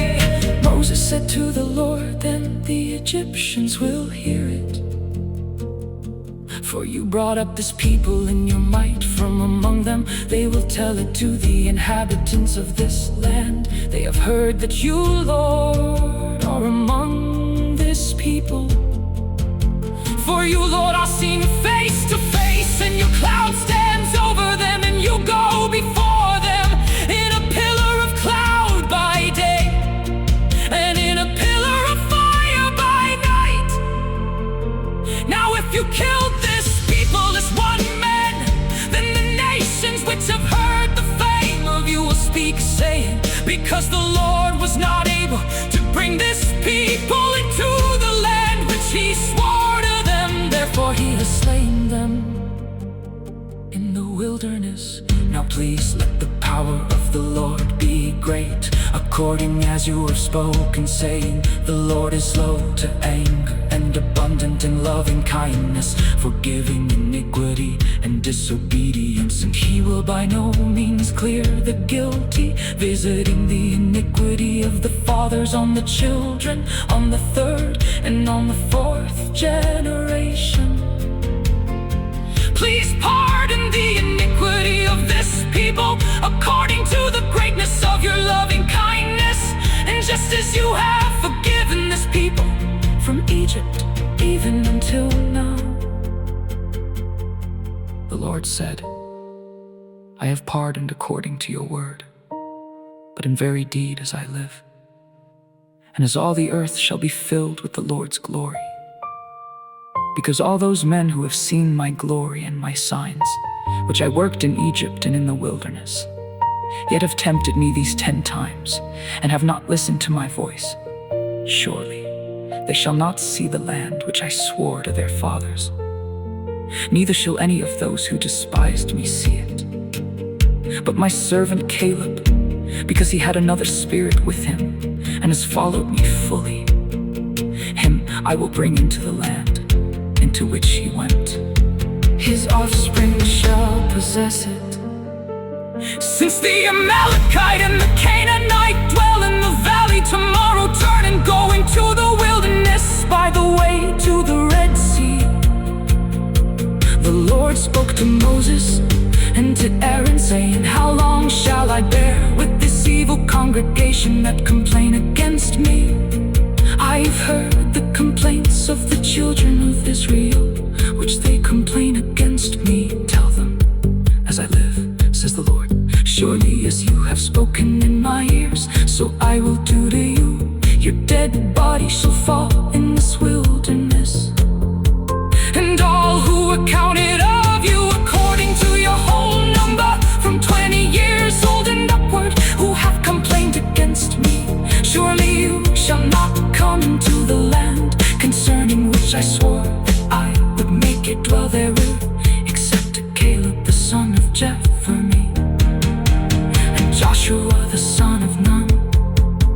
But I will bring in your little ones that you said should be captured or killed, and they shall know the land which you have rejected. But as for you, your dead body shall fall in this wilderness. Your children shall be wanderers in the wilderness 40 years, and shall bear your prostitution until your dead bodies are consumed. After the number of the days in which you spied out the land, even 40 days for every day a year, you will bear your iniquities, even 40 years, and you will know my alienation. I, the Lord, have spoken. I will surely do this to all this evil congregation who are gathered together against me. In this wilderness they shall be consumed, and there they shall die. The men whom Moses sent to spy out the land, who returned and made all the congregation to murmur against him, by bringing up an evil report against the land. Even those men who brought up an evil report of the land died by the plague before the Lord. But Joshua the son of Nun and Caleb the son of Jephunneh remained alive. Of those men who went to spy out the land, Moses told these words to all the children of Israel. And the people mourned greatly.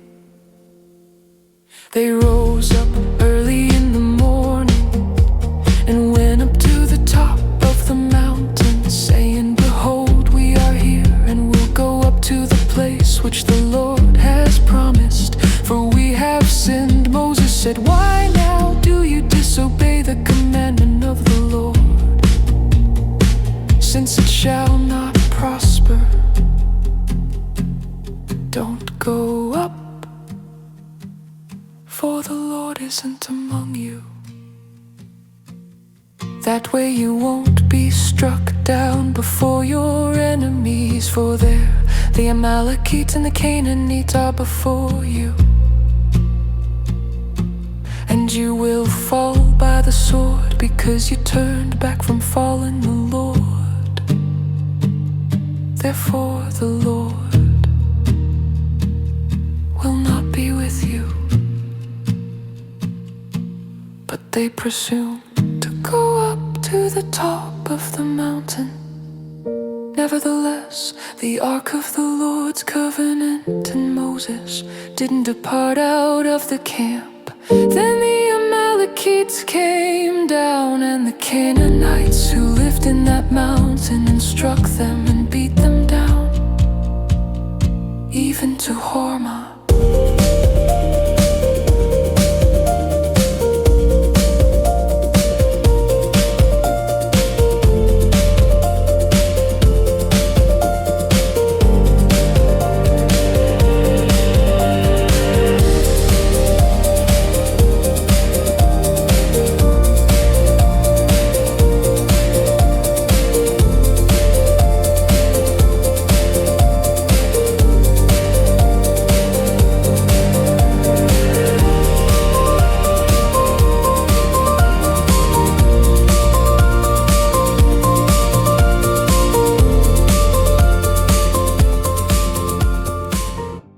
The Lord spoke to Moses, saying, "Speak to the children of Israel and tell them, when you have come into the land of your habitations, which I give to you, and will make an offering by fire to the Lord, a burnt offering or sacrifice to accomplish a vow, or as a free will offering, or in your set feasts to make a pleasant aroma to the Lord, of the herd or of the flock, then he who offers his offering shall offer to the Lord a meal offering of 1/10 of an ephah of fine flour, mixed with 1/4 of a hin of oil. You shall prepare wine for the drink offering, 1/4 of a hin with the burnt offering, or for the sacrifice for each lamb. For a ram you shall prepare for a meal offering, 2/10 of an ephah of fine flour, mixed with the 1/3 part of a hin of oil. And for the drink offering you shall offer the 1/3 part of a hin of wine, of a pleasant aroma to the Lord. When you prepare a bull for a burnt offering, or for a sacrifice to accomplish a vow, or for peace offerings to the Lord, then he shall offer with the bull a meal offering of 3/10 of an ephah of fine flour, mixed with half a hin of oil. And you shall offer for the drink offering half a hin of wine, for an offering made by fire, of a pleasant aroma to the Lord. Thus it shall be done for each bull, for each ram, for each of the male lambs, or of the young goats, according to the number that you shall prepare. So you shall do to everyone according to their number. All who are native born shall do these things in this way, an offering made by fire, of a pleasant aroma to the Lord. If a stranger lives as a foreigner with you, or whoever may be among you throughout your generations, and will offer an offering made by fire, of a pleasant aroma to the Lord, as you do, so he shall do for the assembly. There shall be one statute for you, and for the stranger who lives as a foreigner, a statute forever throughout your generations. As you are, so the foreigner shall be before the Lord. One law and one ordinance shall be for you, and for the stranger who lives as a foreigner with you. The Lord spoke to Moses, saying, "Speak to the children of Israel and tell them, when you come into the land where I bring you, then it shall be that when you eat of the bread of the land, you shall offer up a wave offering to the Lord. Of the first of your dough you shall offer up a cake for a wave offering, as the wave offering of the threshing floor.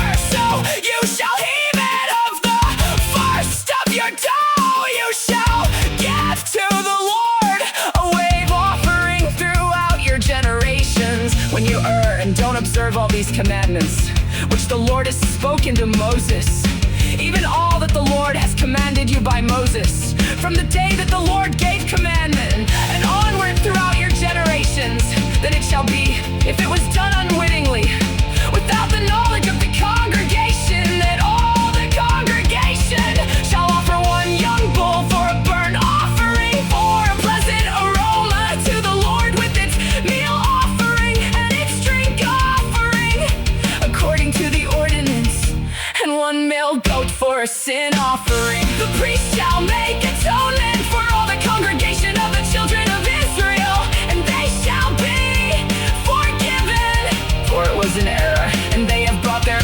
offering made by fire to the Lord, and their sin offering before the Lord for their error. All the congregation of the children of Israel shall be forgiven, as well as the stranger who lives as a foreigner among them. But the person sins unwittingly, then he shall offer a female goat, a year old, for a sin offering. The priest shall make atonement for the soul who errs when he sins unwittingly before the Lord. He shall make atonement for him, and he shall be forgiven. You shall have one law for him who does anything unwittingly, for him who is native born among the children of Israel, and for the stranger who lives as a foreigner among them. But the soul who does anything with a high hand, whether he is native born or a foreigner, blasphemes the Lord, that soul shall be cut off from among his people, because he has despised the Lord's word and has broken his commandment. That soul shall be utterly cut off. His iniquity shall be on him. While the children of Israel were in the wilderness, they found a man gathering sticks on the Sabbath day. Those who found him gathering sticks brought him to Moses and Aaron and to all the congregation. They put him in custody because it had not been declared what should be done to him. The Lord said to Moses, the man shall surely be put to death. All the congregation shall stone him with stones outside of the camp. All the congregation brought him outside of the camp and stoned him to death with stones.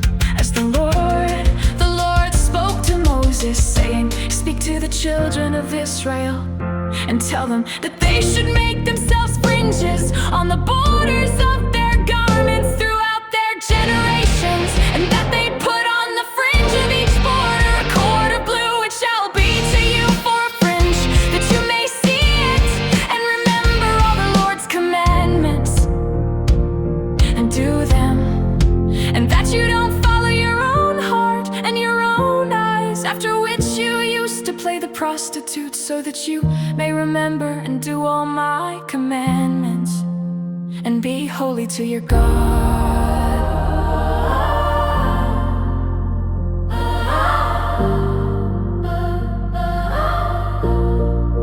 I am the Lord your God, who brought you out of the land of Egypt to be your God.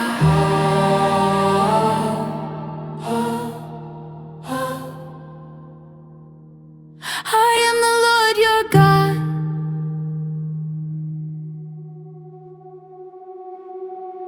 Now Korah, the son of Izhar, the son of Kohath, the son of Levi, with Dathan and Abiram, the sons of Eliab, and On, the son of Peleth, sons of Reuben, took some men.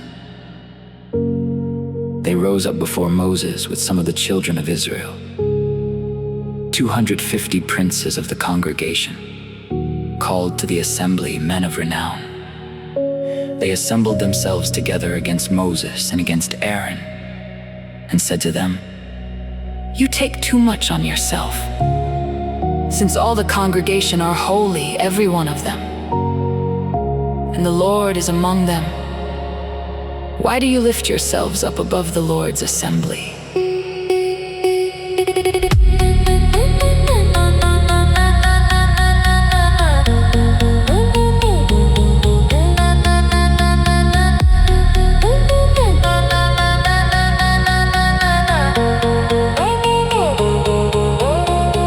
Moses heard it, he fell on his face. He said to Korah and to all his company, in the morning the Lord will show who are his and who is holy, and will cause him to come near to him. Even him whom he shall choose, he will cause to come near to him. Do this, have Korah and all his company take censers, put fire in them, and put incense on them before the Lord tomorrow. It shall be that the man whom the Lord chooses, he shall be holy. You have gone too far, you sons of Levi. Moses said to Korah, hear now, you sons of Levi. Is it a small thing to you that the God of Israel has separated you from the congregation of Israel, to bring you near to himself, to do the service of the Lord's tabernacle, and to stand before the congregation to minister to them? And that he has brought you near, and all your brothers the sons of Levi with you. do you seek the priesthood also? Therefore you and all your company have gathered together against the Lord. What is Aaron that you complain against him? Moses sent to call Dathan and Abiram, sons of Eliab. And they said, we won't come up.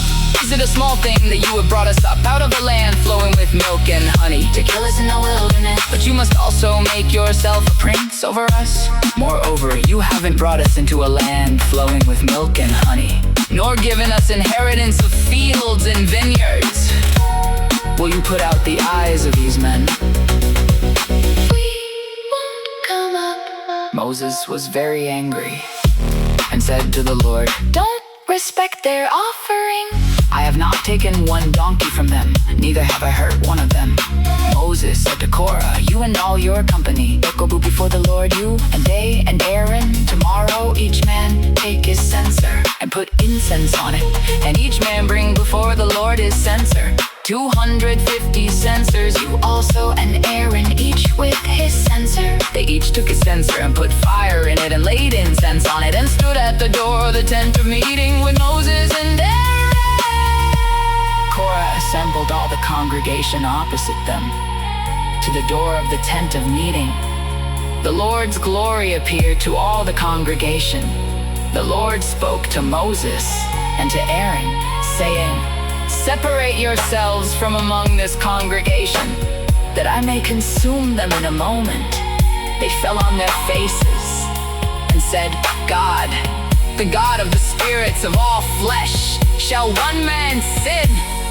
And will you be angry with all the congregation? The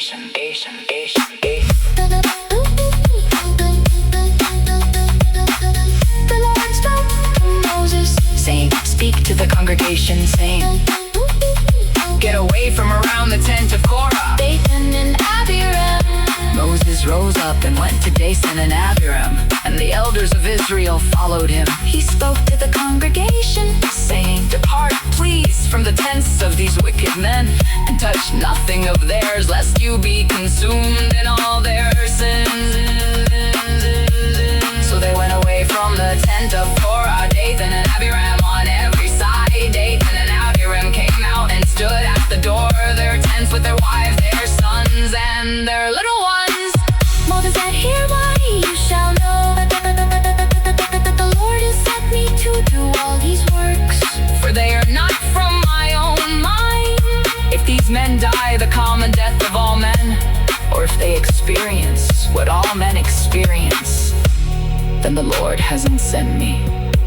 But if the Lord makes a new thing, and the ground opens its mouth and swallows them up with all that belong to them, and they go down alive into Sheol, then you shall understand that these men have despised the Lord. As he finished speaking all these words,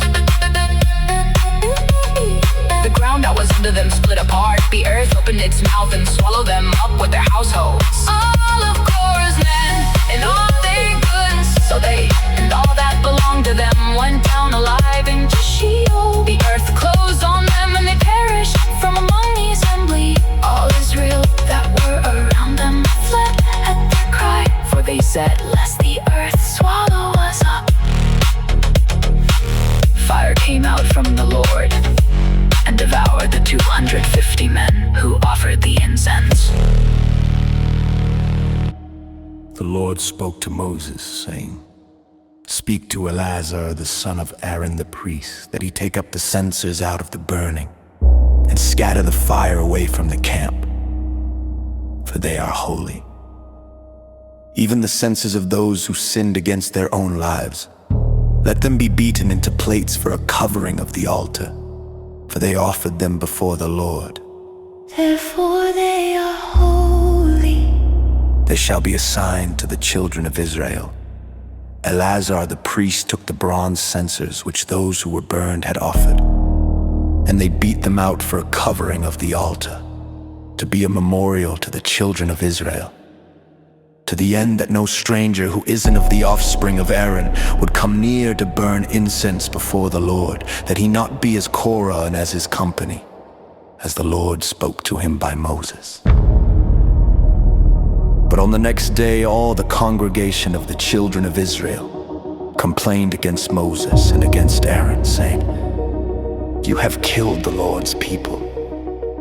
When the congregation was assembled against Moses and against Aaron, they looked toward the tent of meeting. Behold, the cloud covered it, and the Lord's glory appeared. Moses and Aaron came to the front of the tent of meeting. The Lord spoke to Moses, saying, "Get away from among this congregation, that I may consume them in a moment." They fell on their faces. Moses said to Aaron, "Take your censer, put fire from the altar in it, lay incense on it, carry it quickly to the congregation, and make atonement for them, for wrath has gone out from the Lord."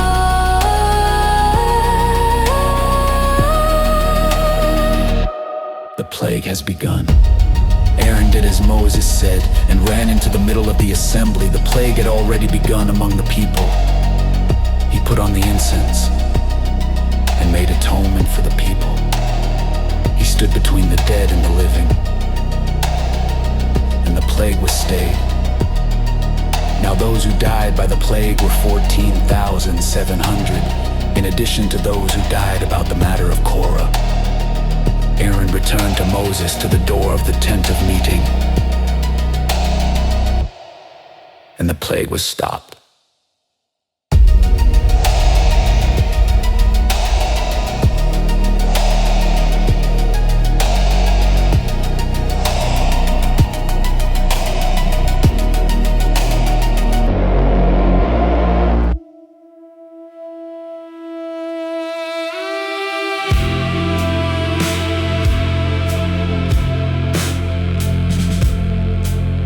The Lord spoke to Moses, saying,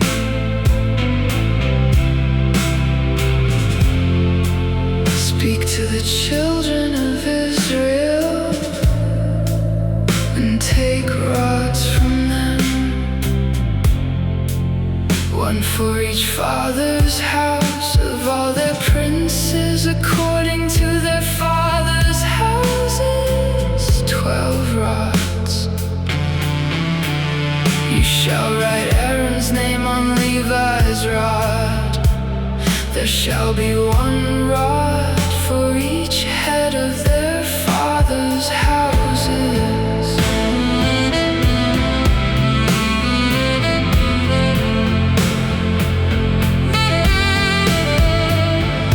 You shall lay them up in the tent of meeting before the covenants where I meet with you.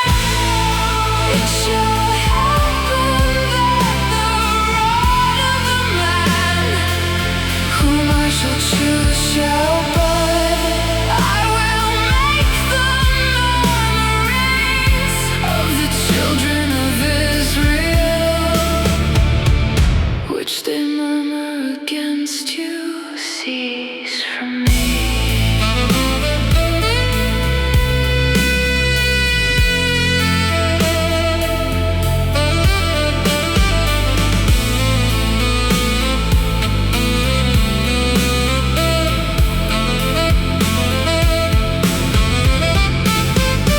Moses spoke to the children of Israel, and all their princes gave him rods, for each prince one, according to their father's houses, a total of 12 rods. Moses laid up the rods before the Lord in the tent of the testimony. On the next day, Moses went into the tent of the testimony, and behold, Aaron's rod for the house of Levi had sprouted, budded, produced blossoms.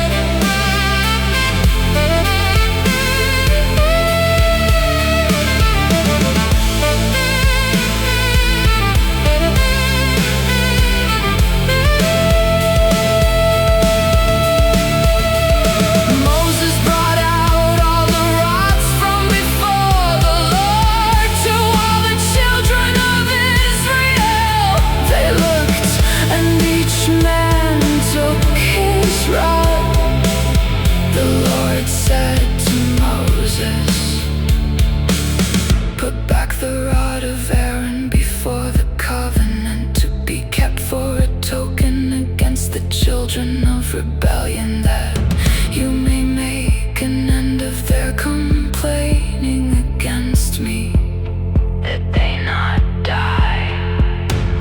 Moses did so, as the Lord commanded him, so he did.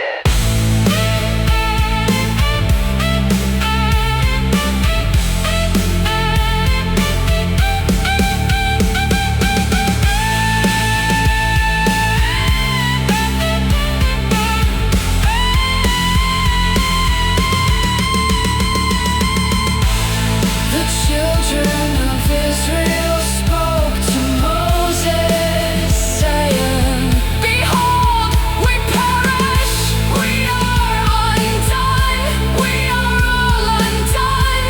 Everyone who keeps approaching the Lord's tabernacle dies.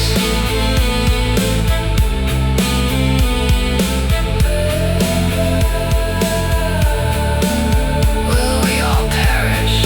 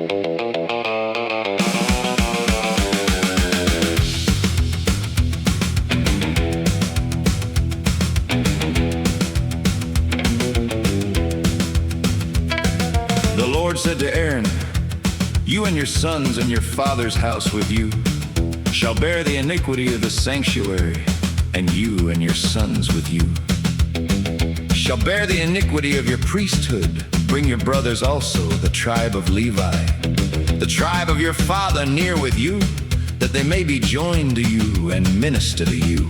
But you and your sons with you shall be before the tent of the testimony.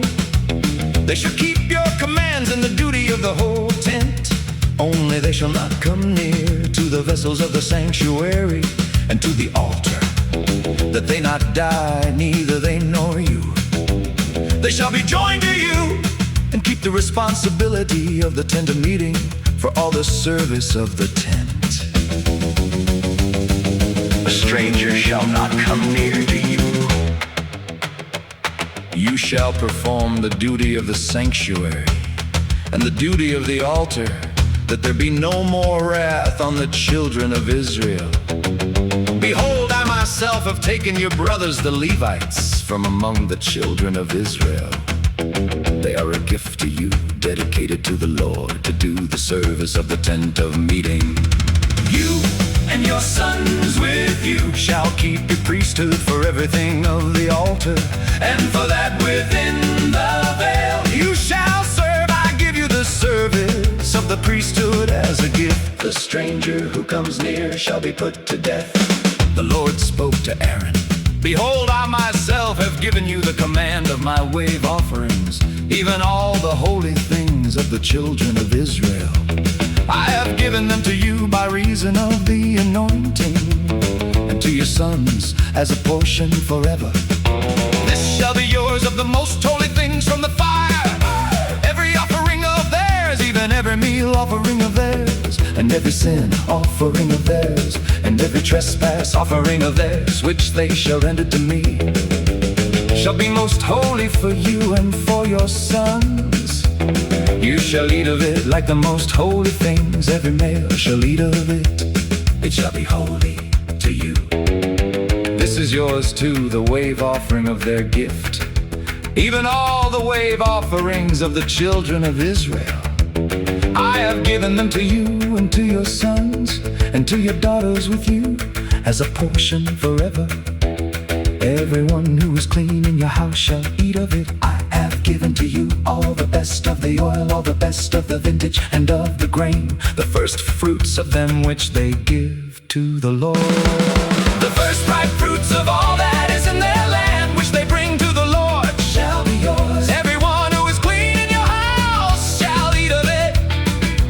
Everything devoted in Israel shall be yours. Everything that opens the womb of all flesh which they offer to the Lord, both of man and animal, shall be yours.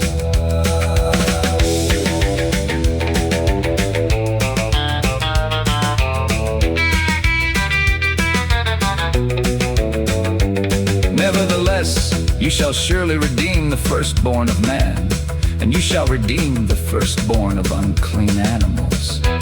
You shall redeem those who are to be redeemed of them, from a month old, according to your estimation.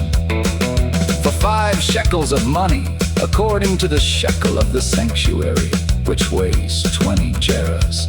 But you shall not redeem the firstborn of a cow, or the firstborn of a sheep, or the firstborn of a goat. They are holy. You shall sprinkle their blood on the altar, and shall burn their fat for an offering made by fire, for a pleasant aroma to the Lord. Their meat shall be yours, as the wave offering breast, and as the right thigh. It shall be yours. All the wave offerings of the holy things which the children of Israel offer to the Lord, I have given you and your sons and your daughters with you as a portion forever. It is a covenant of salt forever before the Lord, to you and to your offspring with you.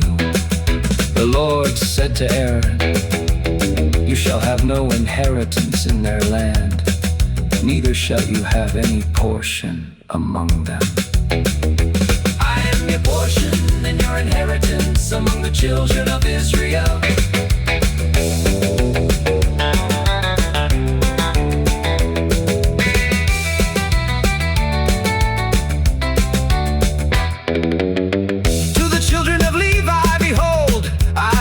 All the tithe in Israel for an inheritance, in return for their service which they served, even the service of the tent of meeting. Henceforth the children of Israel shall not come near the tent of meeting, lest they bear sin and die. But the Levites shall do the service of the tent of meeting, and they shall bear their iniquity. It shall be a statute forever throughout your generations. Among the children of Israel they shall have no inheritance. For the tithe of the children of Israel, which they offer as a wave offering to the Lord, I have given to the Levites for an inheritance. Therefore I have said to them, among the children shall not come near to you.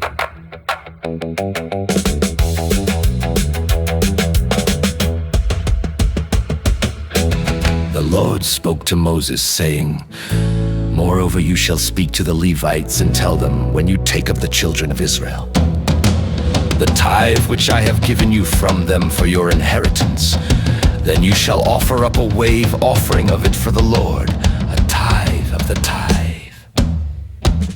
Your wave offering shall be credited to you as though it were the grain of the threshing floor, and as the fullness of the winepress. Thus you also shall offer a wave offering to the Lord of all your tithes which you receive of the children of Israel, and of it you shall give the Lord's wave offering to Aaron the priest. Out of all your gifts you shall offer every wave offering to the Lord, of all its best parts, even the holy part of it.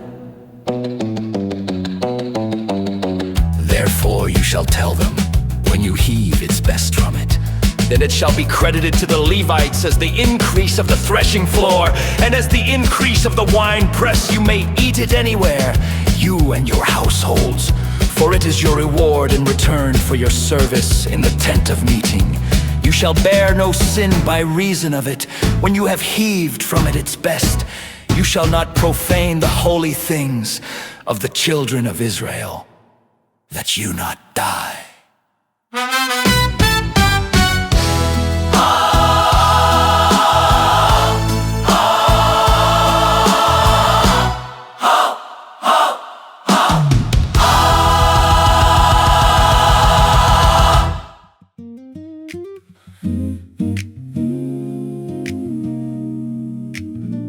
Lord spoke to Moses and to Aaron, saying, "This is the statute of the law which the Lord has commanded. Tell the children of Israel to bring you a red heifer without spot, in which is no defect, and which was never yoked. You shall give her to Eleazar the priest, and he shall bring her outside of the camp, and one shall kill her before his face. Eleazar the priest shall take some of her blood with his finger and sprinkle her blood toward the front of the tent of meeting 7 times. One shall burn the heifer in his sight, her skin and her meat and her blood with the dung shall he burn. The priest shall take cedar wood, hyssop and scarlet, and cast it into the middle of the burning of the heifer. Then the priest shall wash his clothes, and he shall bathe his flesh in water, and afterward he shall come into the camp. And the priest shall be unclean until the evening. He who burns her shall wash his clothes in water, and bathe his flesh in water, and shall be unclean until the evening.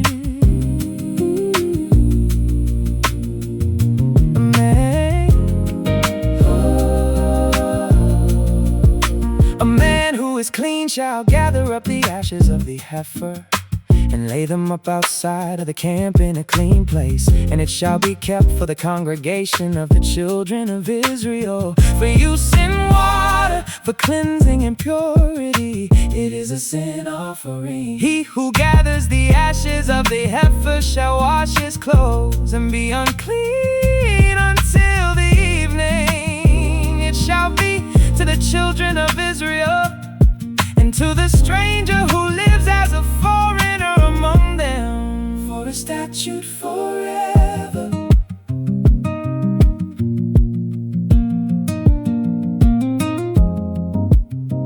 He who touches the dead body of any man shall be unclean 7 days.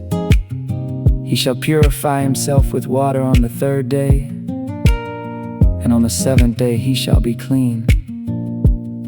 But if he doesn't purify himself the 3rd day, then the 7th day he shall not be clean.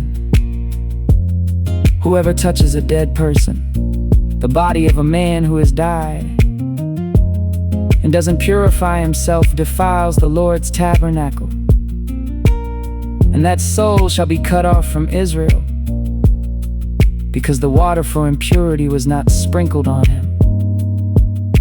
He shall be unclean, his uncleanness is yet on him.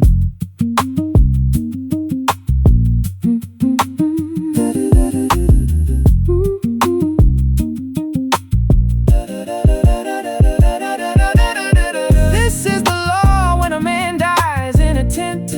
Everyone who comes into the tent, and everyone who is in the tent shall be unclean 7 days. Every open vessel which has no covering bound on it is unclean. Whoever in the open field touches one who is slain with a sword, or a dead body, or a bone of a man, or a grave, shall be unclean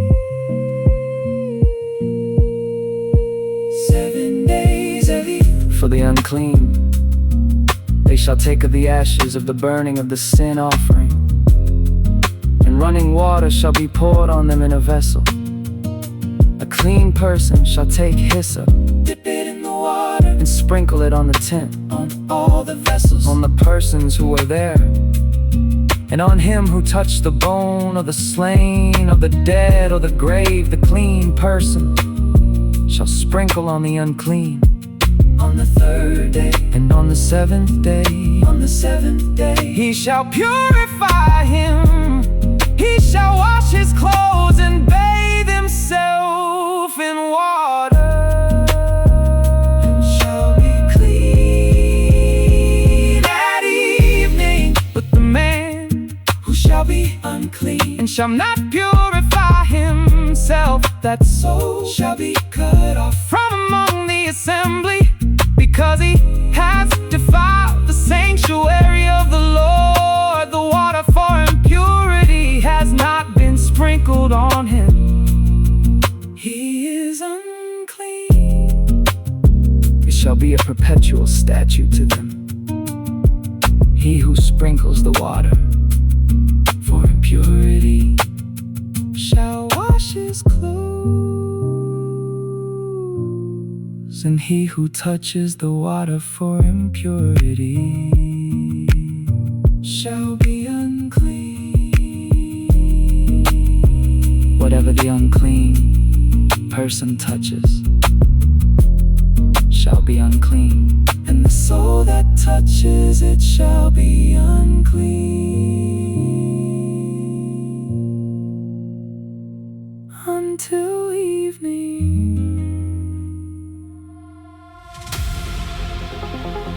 The children of Israel, even the whole congregation, came into the wilderness of Zin in the first month.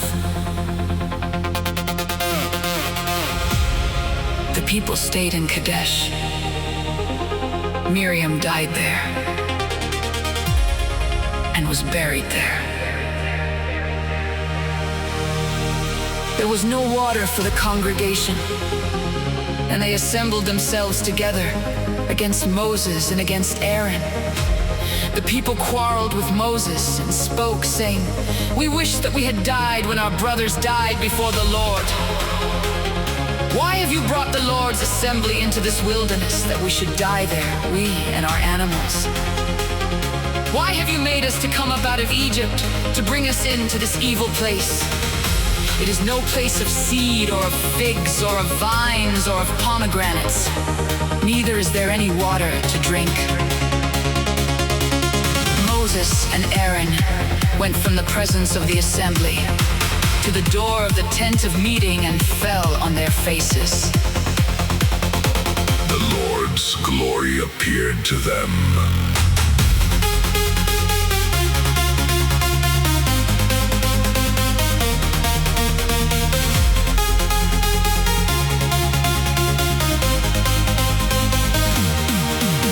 The Lord spoke to Moses, saying, "Take the rod and assemble the congregation, you and Aaron your brother, and speak to the rock before their eyes that it pour out its water. You shall bring water to them out of the rock, so you shall give the congregation and their livestock drink." Moses took the rod from before the Lord, as he commanded him. Dum, dum, dum, dum, da, da, da, da, da, da, da, da, da, da.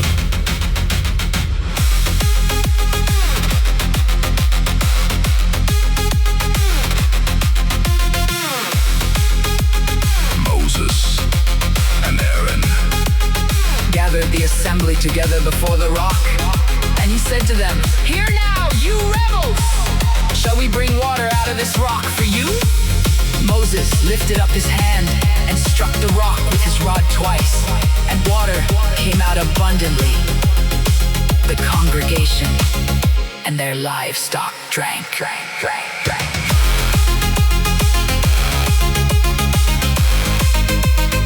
Water came out abundantly.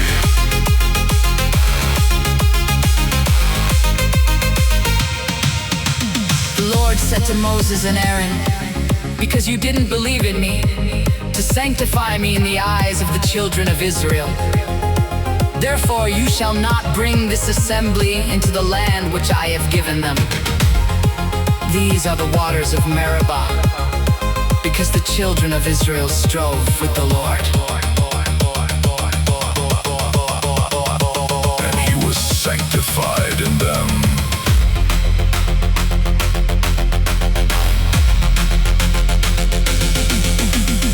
Moses sent messengers from Kadesh to the king of Edom, saying, Your brother Israel says, "You know all the travail that has happened to us, how our fathers went down into Egypt, and we lived in Egypt a long time.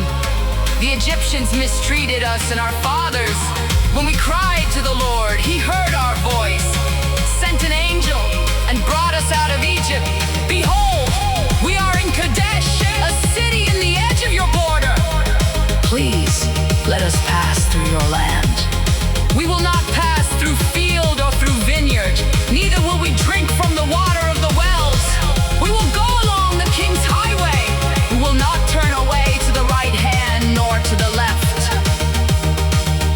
until we have passed your border. Edom said to him, "You shall not pass through me, lest I come out with a sword against you." The children of Israel said to him, "We will go up by the highway, and if we drink your water, I and my livestock, then I will give its price. Only let me, without doing anything else, pass through on my feet." He said, "You shall not pass through." Edom came out against him with many people, and with a strong hand. Thus Edom refused to give Israel passage through his border. So Israel turned away from him.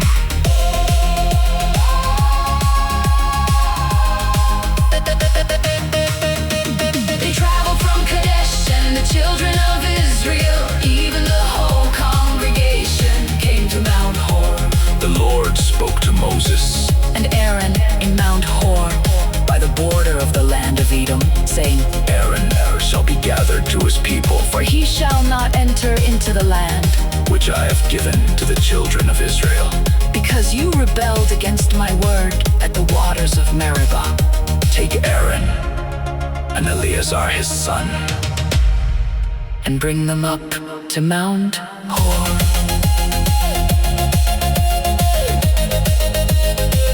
And strip Aaron of his garments, and put them on Eleazar his son. Aaron shall be gathered, and shall die there. Moses did as the Lord commanded.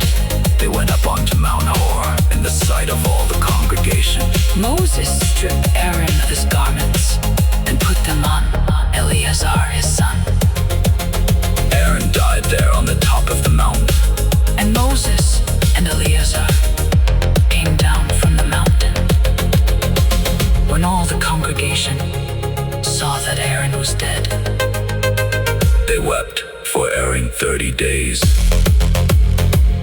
Even all the house of Israel.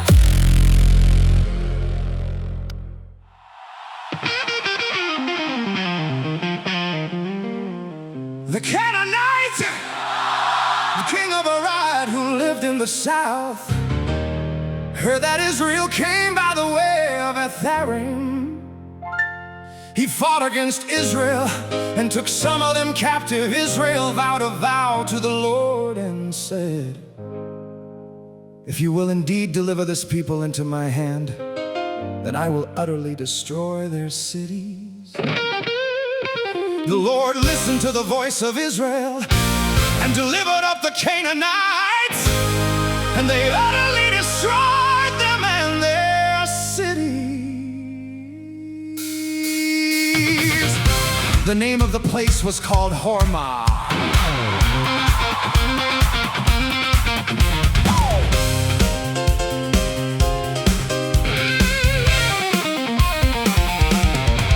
They traveled from Mount Hor by the way to the Red Sea to go around the land of Edom. The soul of the people was very discouraged because of the journey. The people spoke against God and against Moses. "Why have you brought us up out of Egypt to die in the wilderness? For there is no bread, there is no water, and our soul loathes this disgusting food." The Lord sent venomous snakes among the people, and they bit the people. Many people of Israel died. The people came to Moses and said, "We have sinned because we have spoken against the Lord and against you. Pray to the Lord that he take away the serpents from us." The Lord said to Moses, "Make a venomous snake and set it on a pole.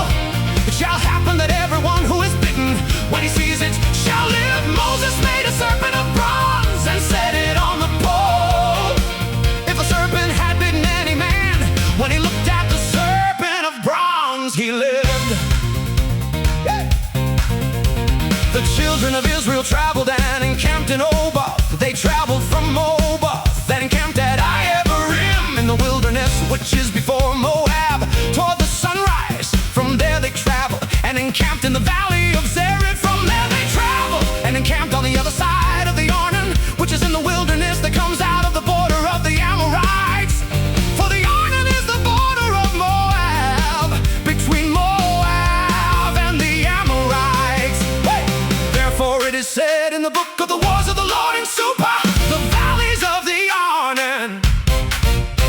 The slope of the valleys that incline toward the dwelling of Ar leans on the border of Moab. From there they traveled to Beer, that is the well of which the Lord said to Moses, gather the people together, and I will give them water. Then Israel sang this song, spring up, well, sing to it. The well which the princes dug, which the nobles of the people dug, with the scepter and with their pole. From the wilderness they traveled to Matana, and from Matana to Nahaliel, and from Nahaliel to Bamoth, and from Bamoth to the valley that is in the field of Moab, to the top of Pisgah, which looks down on the desert. Israel sent messengers to Sion, king of the Amorites, saying, let me pass through your land. We will not turn away into field or vineyard. We will not drink of the water of the wells. We will go by the king's highway until we have passed your border. Sihon would not allow Israel to pass through his border, but Sihon gathered all his people together and went out against Israel into the wilderness, and came to Jahaz. He fought against Israel. Israel struck him with the edge of the sword and possessed his land from the Arnon to the Jabbok, even to the children of Ammon, for the border of the children of Ammon was fortified. Israel took all these cities. Israel lived in all the cities of the Amorites, in Heshbon and in all its villages, for Heshbon was the city of Sihon, the king of the Amorites, who had fought against the former king of Moab and taken all his land out of his hand, even to the Arnon. Therefore those who speak in Proverbs say, come to Heshbon, let the city of Sihon be built and established, for a fire has gone out of Heshbon, a flame from the city of Sihon. It has devoured Ar of Moab, the lords of the high places of the Arnon. Woe you Moab, you are undone, people of Chemosh. He has given his sons as fugitives and his daughters into captivity to Sihon, king of the Amorites. We have shouted to them. Heshbon has perished even to Dibon. We have laid waste even to Nophah, reaches to Medeba.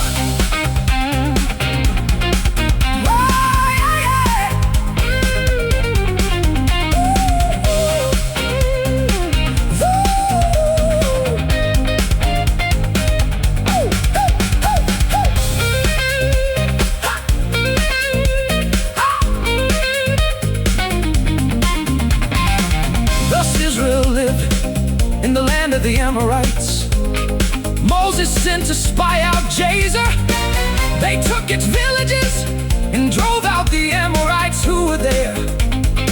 They turned and went up by the way of Bashan.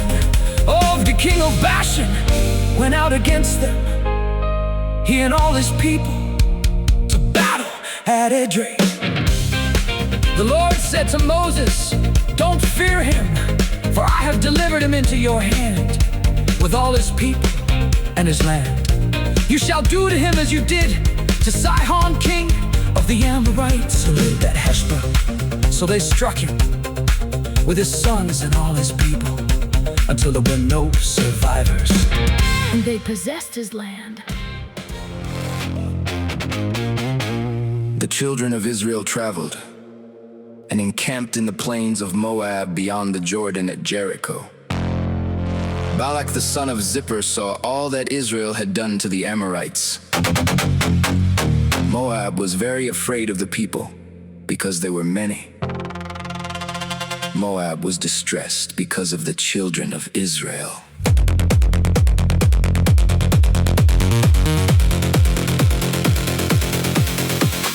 Moab said to the elders of Midian, now this multitude will lick up all that is around us, as the ox licks up the grass of the field. Balak the son of Zippor was king of Moab at that time. He sent messengers to Balaam the son of Beor, to Pethor, which is by the river, to the land of the children of his people, to call him, saying, behold, there is a people who came out of Egypt. Behold, they cover the surface of the earth, and they are staying opposite me. Please come now therefore and curse this people for me, for they are too mighty for me.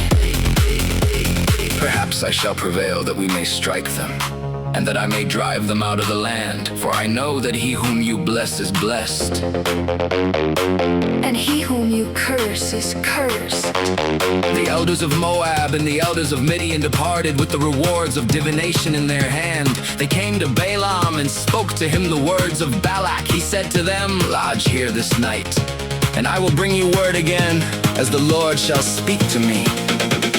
The princes of Moab stayed with Balaam.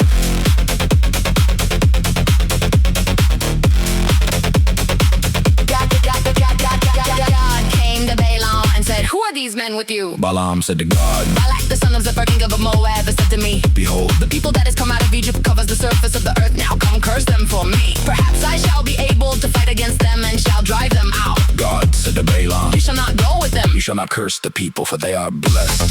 Blessed, blessed, blessed, blessed, blessed, blessed, blessed, blessed. Balaam rose up in the morning and said to the princes of Balak, Go to your land, for the Lord refuses to permit me to go with you. But the princes of Moab rose up, and they went to Balak and said, Balaam refuses to come with us. Balak again sent princes more and more honorable than they. They came to Balaam and said to him, Balak the son of Zippor says, Please let nothing hinder you from coming to me, for I will promote you to very great honor, and whatever you say to me I will do. Please come therefore and curse this people for me.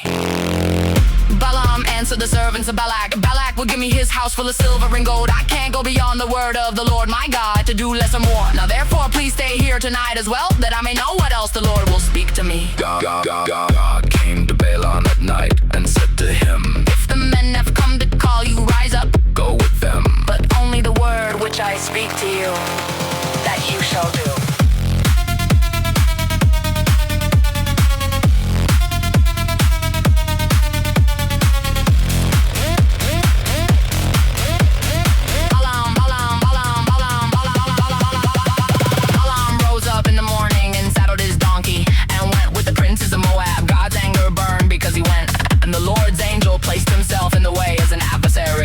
Now he was riding on his donkey, and his two servants were with him. The donkey saw the Lord's angel standing in the way with a sword drawn in his hand. And the donkey turned out of the path and went into the field. Balaam struck the donkey to turn her into the path.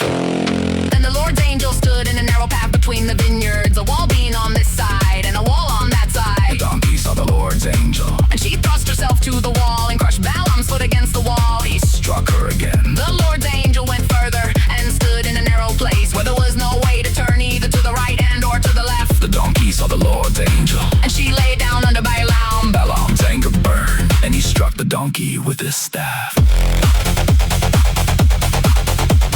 The Lord opened the mouth of the donkey, and she said to Balaam, What have I done to you, that you have struck me these 3 times? Balaam said to the donkey, Because you have mocked me, I wish there were a sword in my hand. For now, I would have killed you. The donkey said to Balaam, Am I not your donkey, on which you have ridden all your life long until today? Was I ever in the habit of doing so to you? He said, No, no.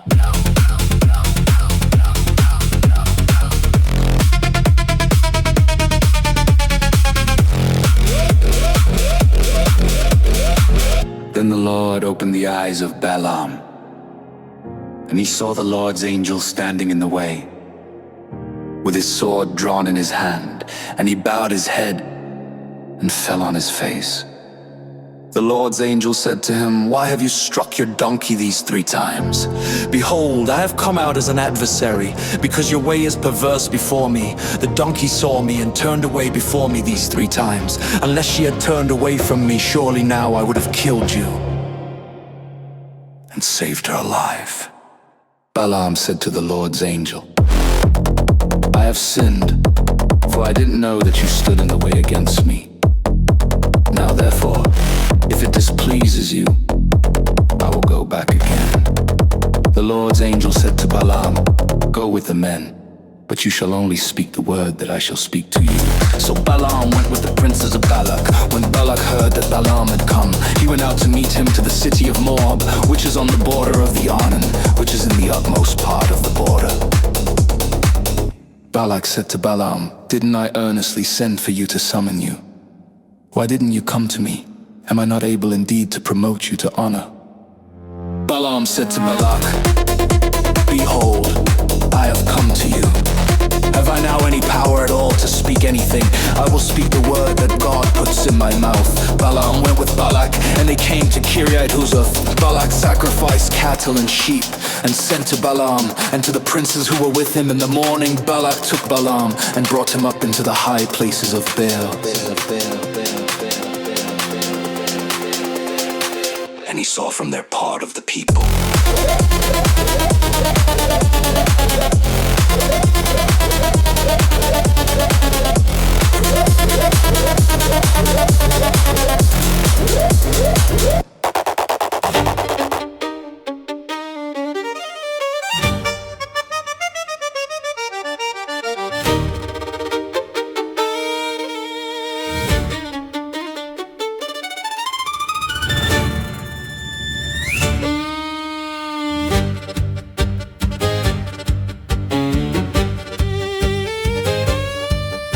Balaam said to Balak, build here 7 altars for me, and prepare here 7 bulls and 7 rams for me. Balak did as Balaam had spoken, and Balak and Balaam offered on every altar a bull and a ram. Balaam said to Balak, stand by your burnt offering, and I will go, perhaps the Lord will come to meet me. Whatever he shows me, I will tell you. He went to a bare height. God met Balaam and he said to him, I have prepared the 7 altars, and I have offered up a bull and a ram on every altar. The Lord put a word in Balaam's mouth and said, return to Balak, and thus you shall speak. He returned to him, and behold, he was standing by his burnt offering, he and all the princes of Moab. He took up his parable and said, from Aram has Balak brought me, the king of Moab, from the mountains of the east. Come curse Jacob for me, come defy Israel. How shall I curse whom God has not cursed? How shall I defy whom the Lord has not defied? For from the top of the rocks I see him, from the hills I see him.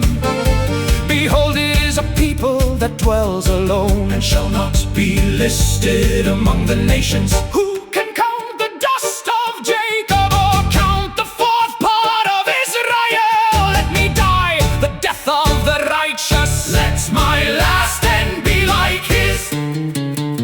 Balak said to Balaam, what have you done to me? I took you to curse my enemies, and behold, you have blessed them all together. He answered and said, must I not take heed to speak that which the Lord puts in my mouth?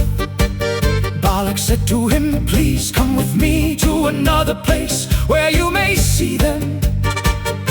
You shall see just part of them, and shall not see them all. Curse them from there for me. He took him into the field of Zophim, to the top of Pisgah, and built 7 altars, and offered up a bull and a ram on every altar.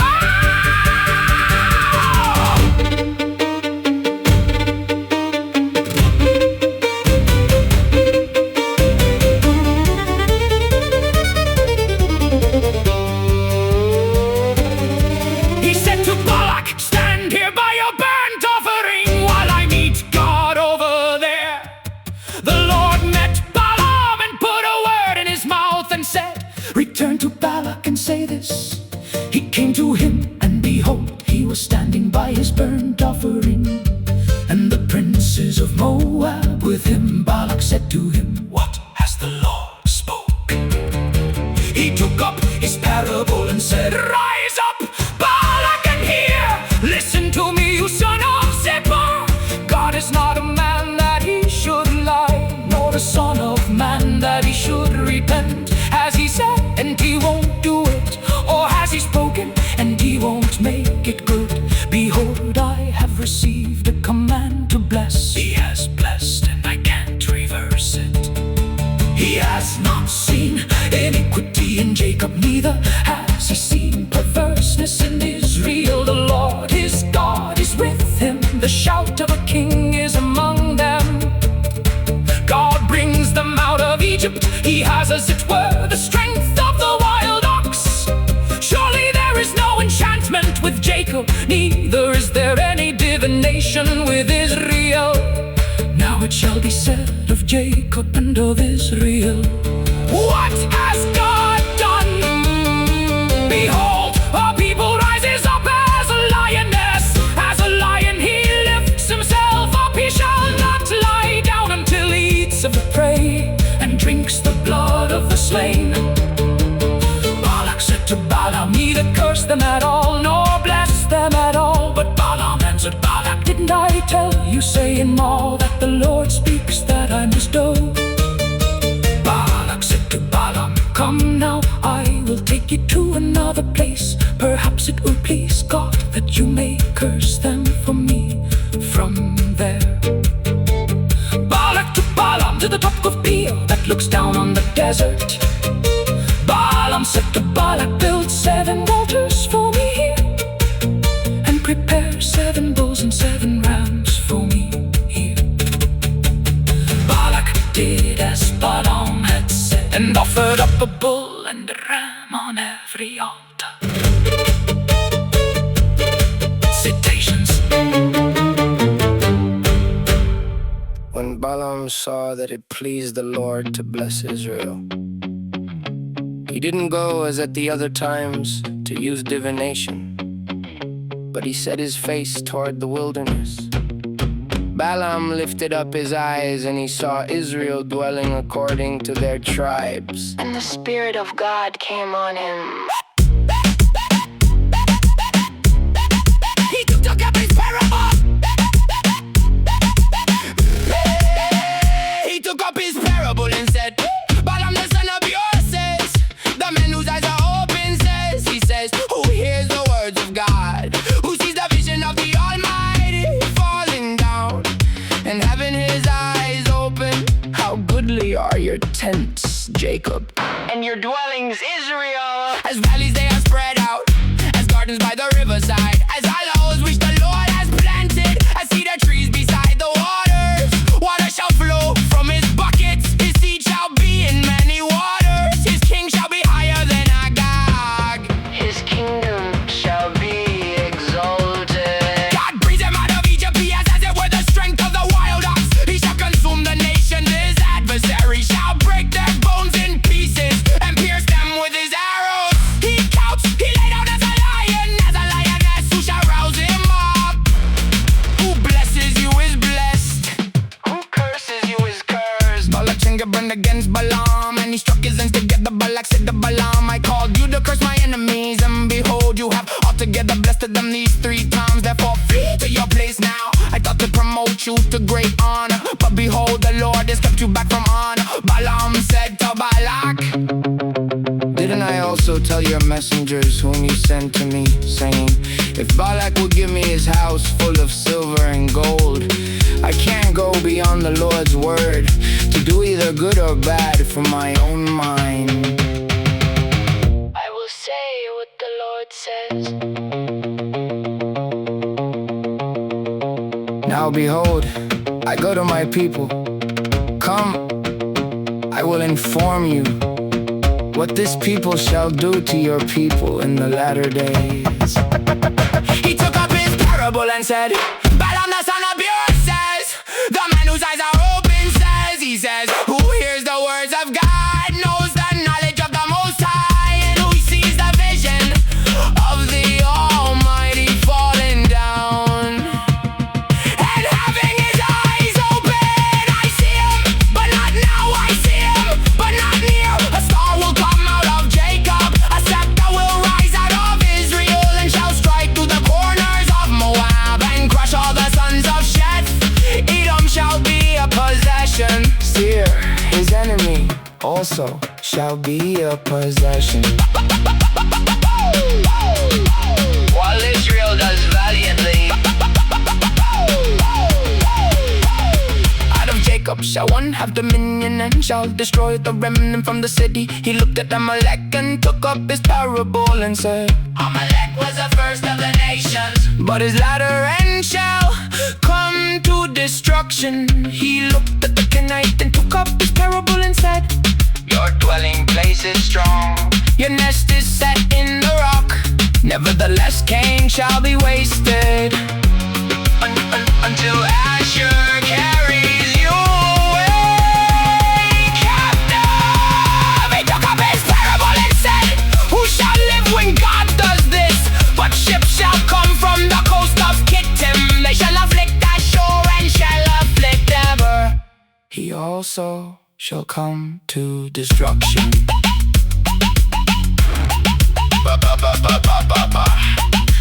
Balaam rose up and went and returned to his place, and Balak also went his way.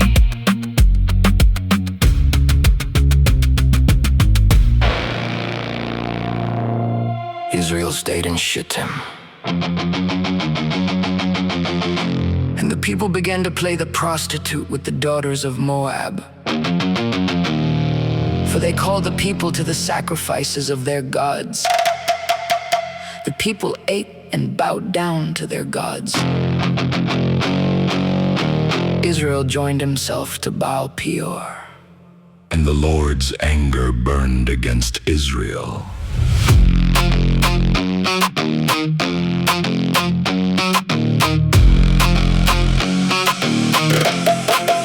The Lord said to Moses, take all the chiefs of the people and hang them up to the Lord before the sun, that the fierce anger of the Lord may turn away from Israel. Moses said to the judges of Israel, everyone kill his men who have joined themselves to Baal Peor.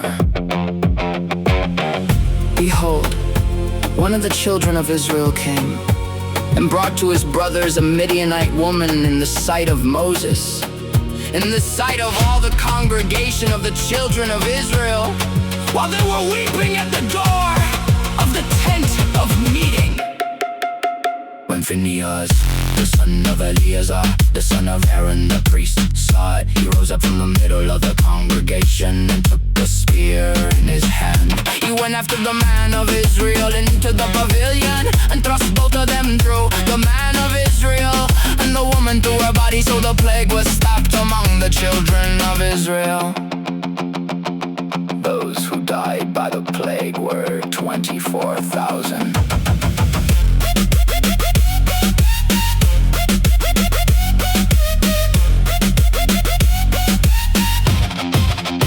The Lord spoke to Moses, saying, Phinehas, the son of Eleazar, the son of Aaron the priest, has turned my wrath away from the children of Israel, in that he was jealous with my jealousy among them, so that I didn't consume the children of Israel in my jealousy. Therefore say, behold, I give to him my covenant of peace. It shall be to him and to his offspring after him the covenant of an everlasting priesthood, because he was jealous for his God and made atonement for the children of Israel.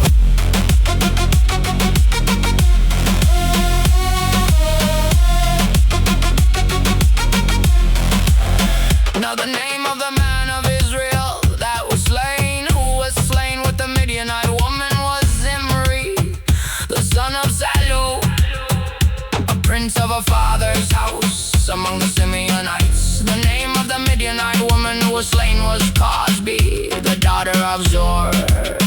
He was head of the people of a father's house in Midian. The Lord spoke to Moses, saying, harass the Midianites and strike them, for they harassed you with their wiles, wherein they have deceived you in the matter of Peor.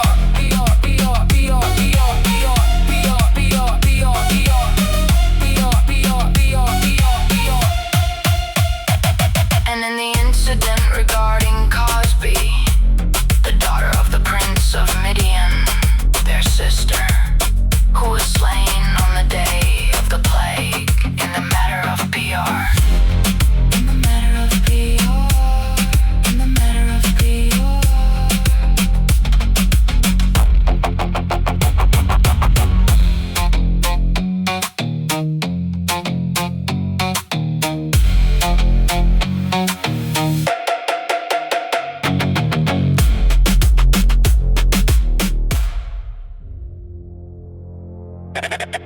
plague, the Lord spoke to Moses and to Eleazar the son of Aaron the priest, saying, take a census of all the congregation of the children of Israel, from 20 years old and upward by their fathers' houses, all who are able to go out to war in Israel. Moses and Eleazar the priest spoke with them in the plains of Moab by the Jordan at Jericho, saying, take a census from 20 years old and upward, as the Lord commanded Moses and the children of Israel. These are those who came out of the land of Egypt. After those who came out, these are those who came out of the land of Reuben, the firstborn of Israel, the sons of Reuben, of Hanok, the family of the Hanochites, of Palu, the family of the Palutites, of Hezron, the family of the Hezronites, of Carmi, the family of the Carmites. These are the families of the Reubenites, and those who were counted of them were 43,730. The son of Palu, Eliab, the sons of Eliab, Nemuel, Dathan, and Abiram. These are that Dathan and Abiram who were called by the congregation, who rebelled against Moses and against Aaron in the company of Choro when they rebelled against the Lord. And the earth opened its mouth and swallowed them up together with Choro when that company died. At the time the fire devoured 250 men and they became a sign. Notwithstanding, the sons of Korah didn't die. The sons of Simeon after the families of Nemuel, the family of the Nemulites, of Jamin, the family of the Jaminites, of Jachin, the family of the Jachinites, of Zerah, the family of the Zerahites, of Shaul, the family of the Shaulites. These are the families of the Simeonites, 22,200. The sons of Gad after the families of Zephon, the family of the Zephonites, of Haggai, the family of the Haggites, of Shuli, the family of the Shunites, of Ozni, the family of the Oznites, of Eri, the family of the Erites, of Arad, the family of the Erudites, of Areli, the family of the Arlites. These are the families of the sons of Gad, according to those who were counted of them, 40,500. The sons of Judah, Aaron on it died. The sons of Judah, Aaron on and died. The sons of Judah after their families were of Shelah, the family of the Shelonites, of Perez, the family of the Perizzites, of Zerah, the family of the Zerahites. The sons of Perez were of Hezron, the family of the Hezronites, of Hamul, the family of the Hamulites. These are the families of Judah according to those who were counted of them, 76,500. The sons of Issachar after the families of Tola, the family of the Tolites, of Puva, the family of the Punites, of Jash, of the family of the Jashubites, of Shimron, the family of the Shimronites. These are the families of Issachar according to those who were counted of them, 64,300. The sons of Zebulun after the families of Sur, the family of the Seredites, of Elon, the family of the Elonites, of Jalil, the family of the Jalilites. These are the families of the Zebulunites according to those who were counted of them, 60,500.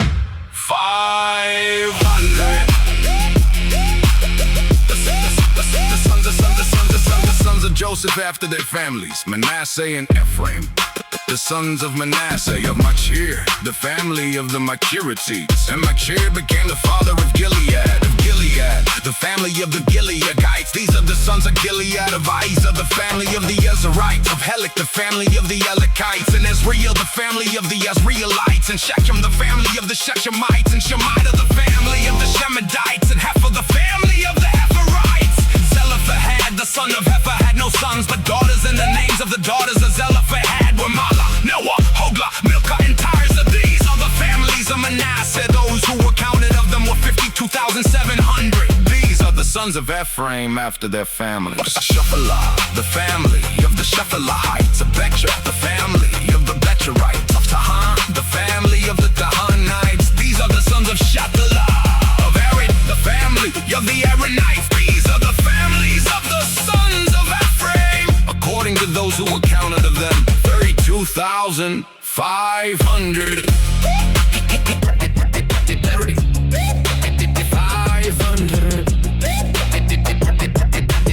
These are the sons of Benjamin after their families, of Bela, the family of the Benites, of Ishmael, the family of the Ishmaelites.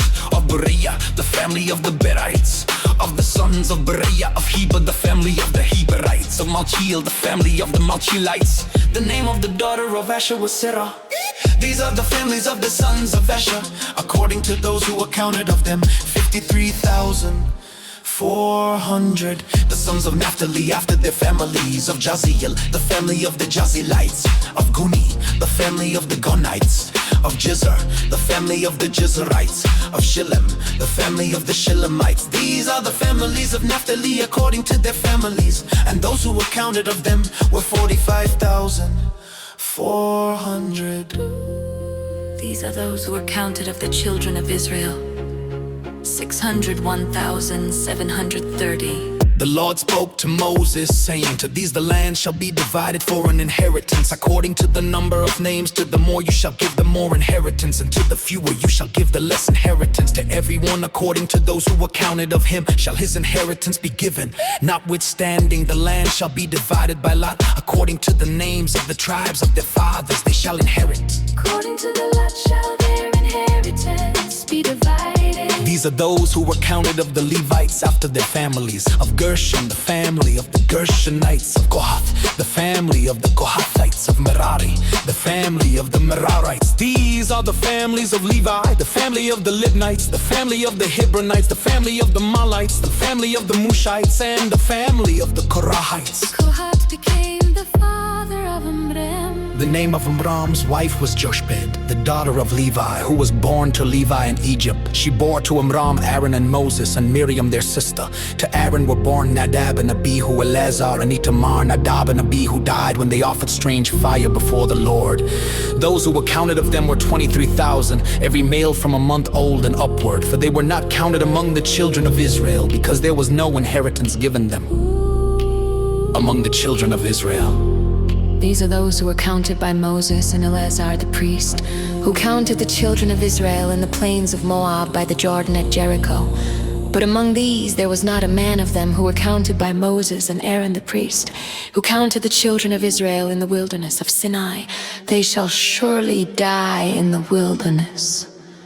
There was not a man left of them, except Caleb the son of Jephunneh, and Joshua the son of Nun.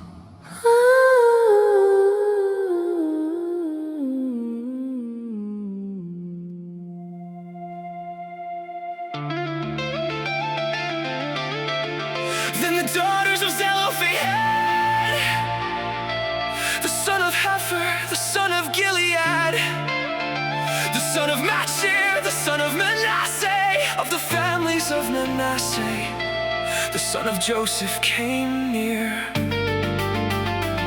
These are the names of his daughters: Mahlah, Noah, Hoglah, Milcah, and Tirzah.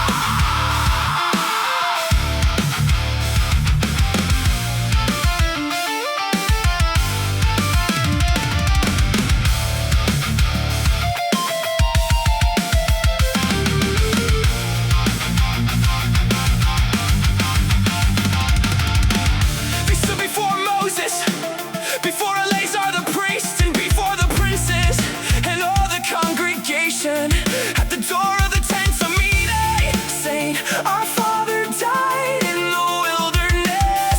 He was not among the company of those who gathered themselves together against the Lord, in the company of Korah, but he died in his own sin. He had no sons. Why should the name of our father be taken away from among his family, because he had no son?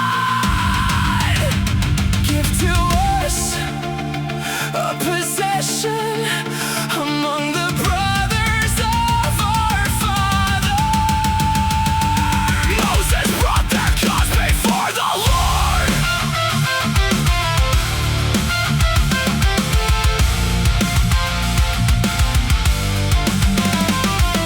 The Lord spoke to Moses, saying, the daughters of Zelophehad speak right.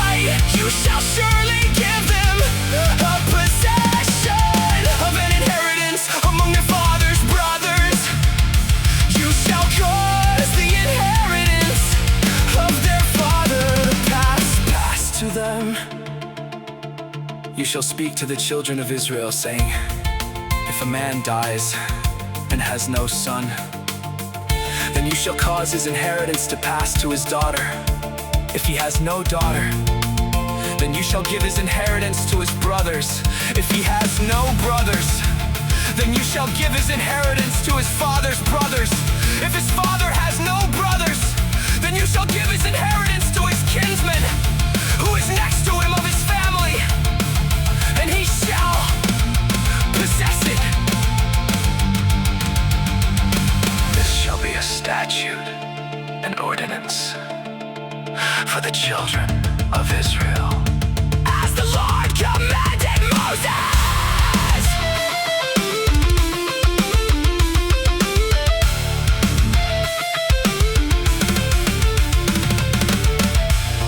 Said to Moses, go up into this mountain of Abarim and see the land which I have given to the children of Israel. When you have seen it, you also shall be gathered to your people, as Aaron your brother was gathered, because in the strife of the congregation you rebelled against my word in the wilderness of sin, to honor me as holy at the waters before their eyes. Moses spoke to the Lord, saying, let the Lord, the God of the spirits of all flesh, appoint a man over the congregation, who may go out before them, and who may come in before them, and who may lead them out, and who may bring them in, that the congregation of the Lord may not be as sheep which have no shepherd. The Lord said to Moses, take Joshua the son of Nun, a man in whom is the Spirit, and lay your hand on him. Set him before Eleazar the priest, and before all the congregation, and commission him in their sight. You shall give authority to him, that all the congregation of the children of Israel may obey.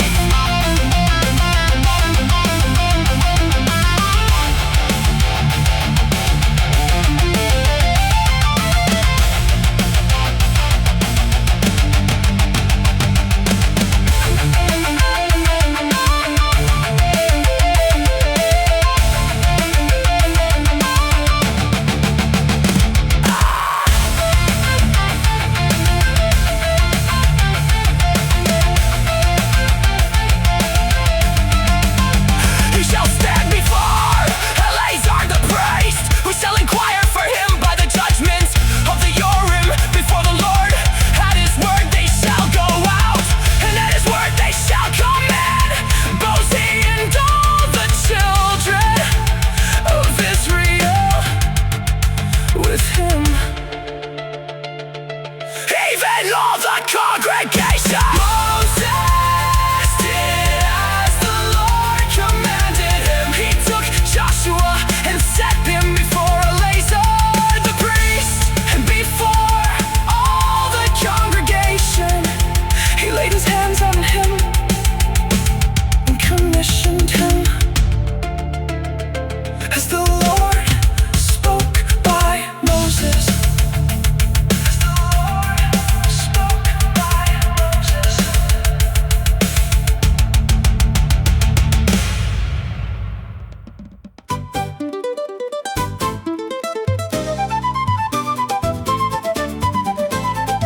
The Lord spoke to Moses, saying, command the children of Israel and tell them, see that you present my offering, my food for my offerings made by fire, as a pleasant aroma to me in their due season. You shall tell them, this is the offering made by fire, which you shall offer to the Lord. Male lambs a year old without defect, 2 day by day, for a continual burnt offering. You shall offer the one lamb in the morning, and you shall offer the other lamb at evening, with 1/10 of an ephah of fine flour for a meal offering, mixed with a 1/4 part of a hin of beaten oil. It is a continual burnt offering. which was ordained in Mount Sinai for a pleasant aroma. An offering made by fire to the Lord. Its drink offering shall be the fourth part of a hin for each lamb. You shall pour out a drink offering of strong drink to the Lord in the holy place. The other lamb you shall offer at evening as the meal offering of the morning, and as its drink offering you shall offer it an offering made by fire for a pleasant aroma to the Lord. On the Sabbath day you shall offer 2 male lambs a year old without defect, and 2/10 of an ephah of fine flour for a meal offering mixed with oil and its drink offering, in addition to the continual burnt offering and its drink offering. In the beginnings of your months you shall offer a burnt offering to the Lord. 2 young bulls, 1 ram, 7 male lambs a year old without defect, and 3/10 of an ephah of fine flour for a meal offering mixed with oil for each bull, and 2/10 parts of fine flour for a meal offering mixed with oil for the 1 ram, and 1/10 part of fine flour mixed with oil for a meal offering to every lamb, as a burnt offering of a pleasant aroma, an offering made by fire to the Lord.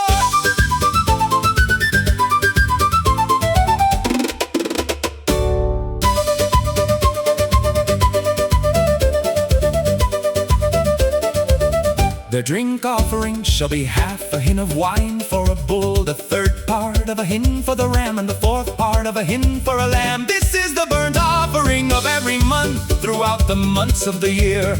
Also, 1 male goat for a sin offering to the Lord shall be offered in addition to the continual burnt offering and its drink offering. In the 1st month, on the 14th day of the month is the Lord's Passover. On the 15th day of this month shall be a feast.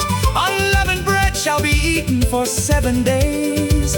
In the 1st day shall be a holy convocation. You shall do no regular work, but you shall offer an offering made by fire, a burnt offering to the Lord. 2 young bulls, 1 ram, and 7 male lambs a year old. They shall be without defect, with their meal offering fine flour mixed with oil. You shall offer 3/10 for a bull, and 2/10 for the ram. You shall offer 1/10 for every lamb of the 7 lambs, and 1 male goat for a sin offering to make atonement for you. You shall offer these in addition to the burnt offering of the morning, which is for a continual burnt offering. In this way you shall offer daily for 7 days the food of the offering made by fire, of a pleasant aroma to the Lord. It shall be offered in addition to the continual burnt offering and its drink offering. On the 7th day you shall have a holy convocation. You shall do no regular work.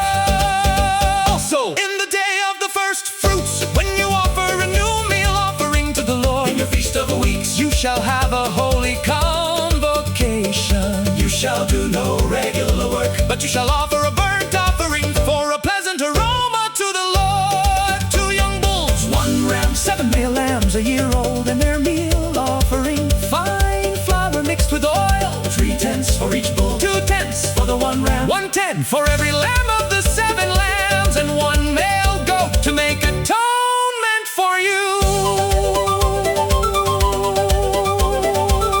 Besides the continual burnt offering and its meal offering, you shall offer them in their drink offerings. See that they are without defect.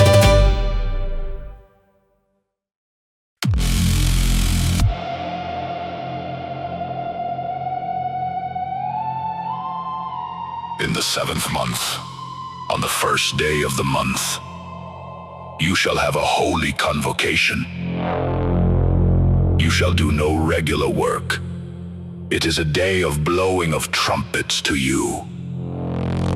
You shall offer a burnt offering for a pleasant aroma to the Lord.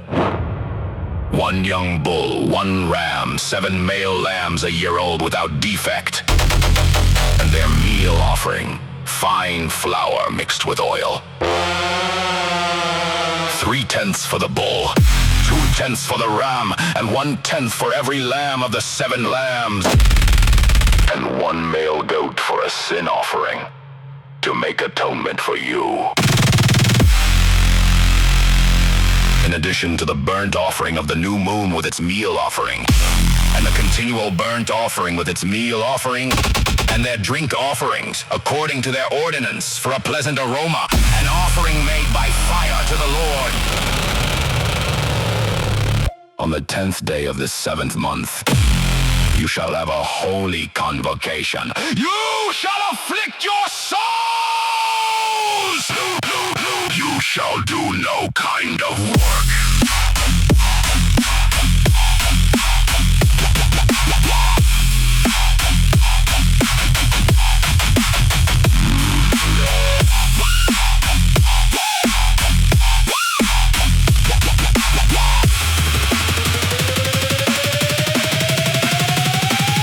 But you shall offer a burnt offering to the Lord for a pleasant aroma. 1 young bull, 1 ram, 7 male lambs, a year old, all without defect, and their meal offering. Fine flour mixed with oil, 3/10 for the bull, 2/10 for the 1 ram, 1/10 for every lamb, the 7 lambs, 1 male goat for a sin offering. In addition to the sin offering of atonement, and the continual burnt offering and its meal offering, and their drink offerings. On the 15th day of the 7th month, you shall have a holy convocation. You shall do no regular work. You shall keep a feast to the Lord 7 days. You shall offer a burnt offering, an offering made by fire of a pleasant aroma to the Lord. 13 young bulls, 2 rams, 14 male lambs, a year old, all without defect, and their meal offering, fine flour mixed with oil. 3/10 for every bull of the 13 bulls, 2/10 for each ram of the 2 rams, and 1/10 for every lamb of the 14 lambs, and 1 male goat for a sin offering, in addition to the continual burnt offering, its meal offering, and its drink offering.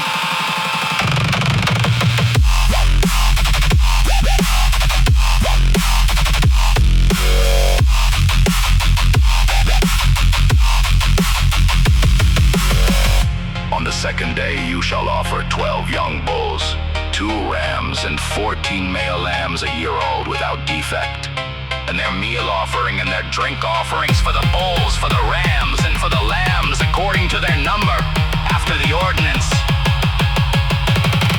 and 1 male goat for a sin offering.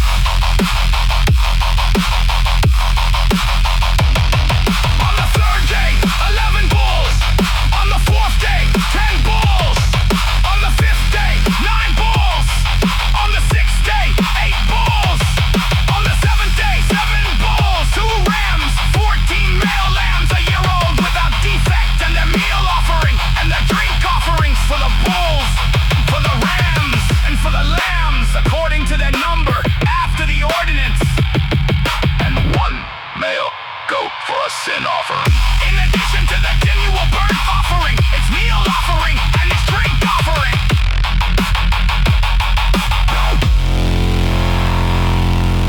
On the 8th day you shall have a solemn assembly. You shall do no regular work, but you shall offer a burnt offering, an offering made by fire, a pleasant aroma to the Lord.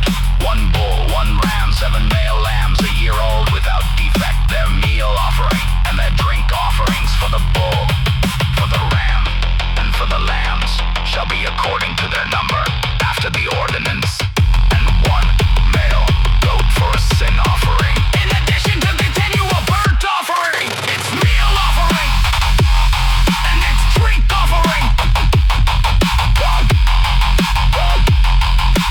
You shall offer these to the Lord in your set feasts, in addition to your vows and your free will offerings, for your burnt offerings, your meal offerings, your drink offerings, and your peace offerings. Moses told the children of Israel, according to all that the Lord commanded Moses.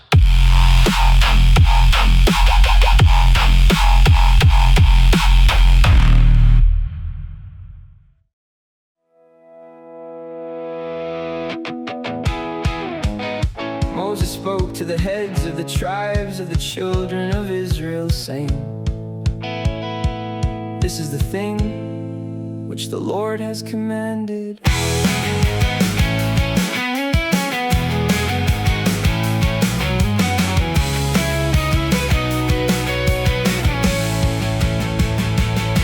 When a man vows a vow to the Lord, or swears an oath to bind his soul with a bond, he shall not break his word. He shall do according to all that proceeds out of his mouth.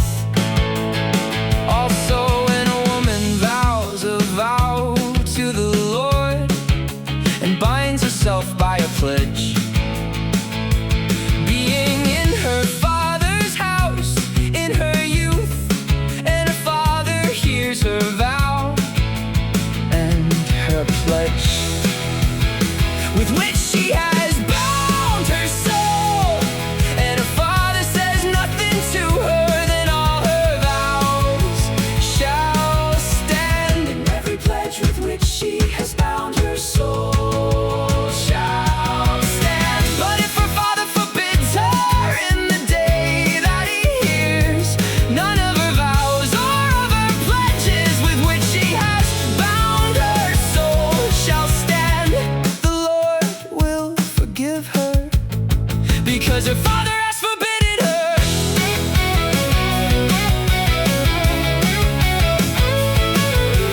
If she has a husband while her vows are on her, or the rash utterance of her lips with which she has bound her soul, and her husband hears it and says nothing to her in the day that he hears it, then her vow shall stand, and every pledge with which she has bound her soul shall stand. But if her husband forbids her in the day that he hears it, then he makes void her vow which is on her, and the rash utterance of her lips with which she has bound her soul. The Lord will forgive her. But the vow of a widow or of her who is divorced, everything with which she has bound her soul shall stand against her. If she vowed in her husband's house, or bound her soul by a bond with an oath, and her husband heard it and held his peace at her and didn't disallow her, then all her vows shall stand, and every pledge with which she bound her soul shall stand. But if her husband made them null and void in the day that he heard them, then whatever proceeded out of her lips concerning her vows, or concerning the bond of her soul, shall not stand. Her husband has made them void. The Lord will forgive her. Every vow and every binding oath to afflict the soul, her husband may establish it, or her husband may make it void. But if her husband says nothing to her from day to day, then he establishes all her vows or all her pledges which are on her. He has established them, because he said nothing to her in the day that he heard them. But if he makes them null and void after he has heard them, then he shall bear her iniquity.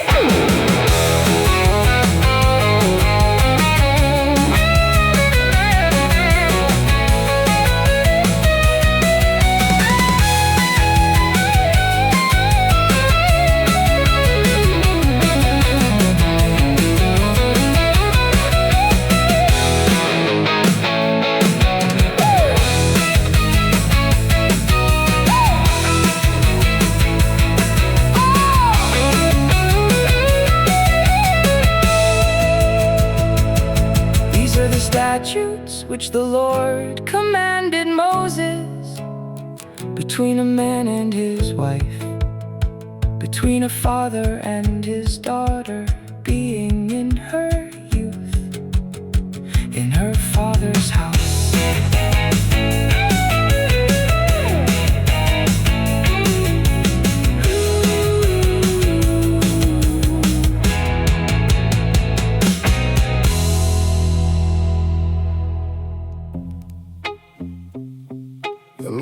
spoke to Moses, saying, "Avenge the children of Israel on the Midianites. Afterward, you shall be gathered to your people."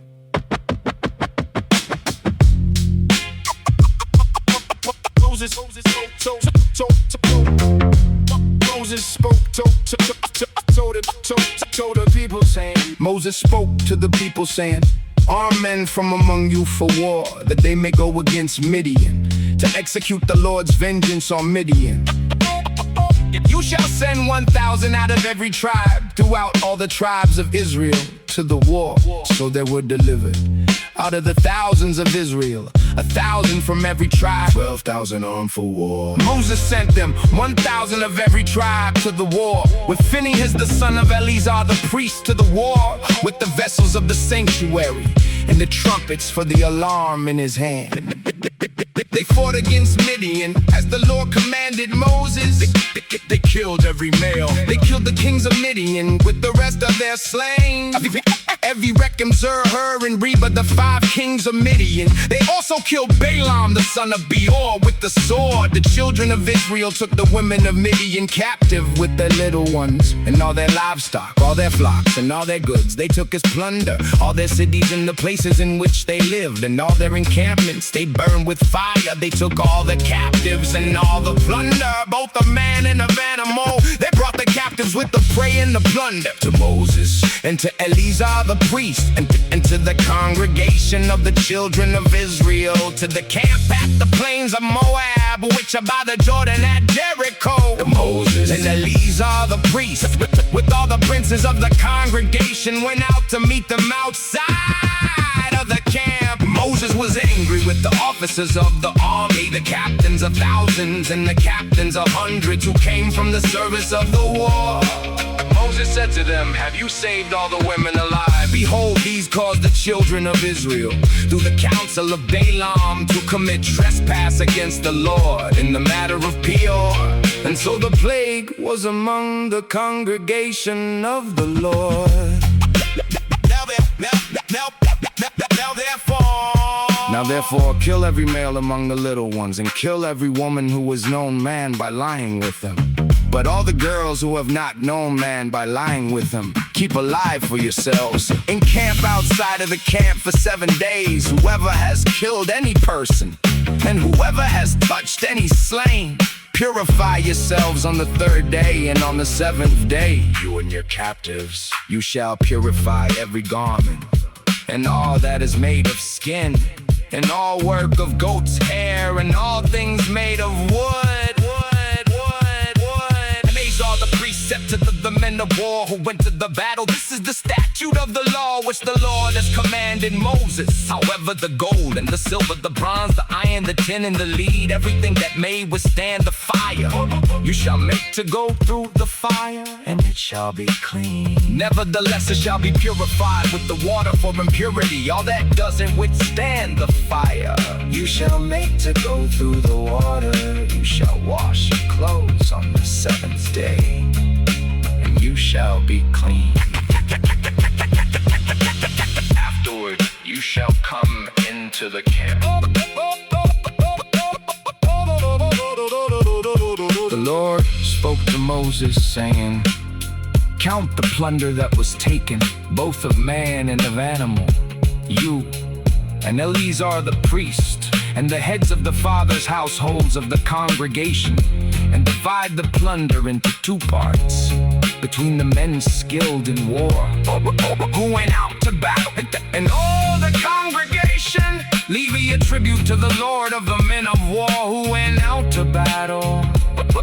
1 soul of 500 of the persons of the cattle, of the donkeys, and of the flocks, take it from their half and give it to Eleazar the priest, for the Lord's wave offering. Of the children of Israel's half, you shall take 1 drawn out of every 50, of the persons of the cattle, of the donkeys, and of the flocks, of all the livestock, and give them to the Levites who perform the duty of the Lord's tabernacle.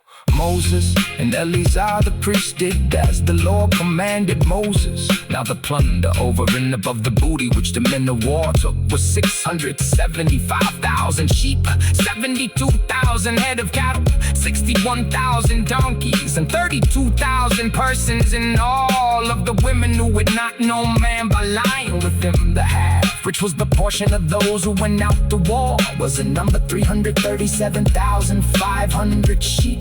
And the Lord's tribute with the sheep was 675. The cattle were 36,000, of which the Lord's tribute was 72. The donkeys were 30,500, of which the Lord's tribute was 61. But the persons were 16,000, of whom the Lord's tribute was 32 persons. 32 persons. Moses gave the tribute, which was the Lord's wave offering, to Eleazar the priest, as the Lord commanded Moses of the children of Israel's half, which Moses divided off from the men who fought. Now the congregation's half was 337,500 sheep, 36,000 head of cattle, 30,500 donkeys, and 16,000 persons. Even of the children of Israel's half, Moses took one drawn out of every 50, both a man and of animal, and gave him to the Levites, who performed the duty of the Lord's tabernacle as the Lord commanded Moses. The officers who were over the thousands of the army, the captains of thousands, and the captains of hundreds, came near to Moses. They said to Moses, your servants have taken the sum of the men of war who were under our command, and there lacks not one man of us. We have brought the Lord's offering, what every man found: gold ornaments, armlets, bracelets, signet rings, earrings, and necklaces, to make atonement for our souls before the Lord. Moses and Eleazar the priest took their gold, even all work jewels, all the gold of the wave offering that they offered up to the Lord. Of the captains of thousand, and of the captains of hundreds was 16,750 shekels. The men of war had taken booty, every man for himself. Moses and Eleazar the priest took the gold of the captains of thousands and of hundreds, and brought it into the tent of meeting for a memorial for the children of Israel before the Lord. Moses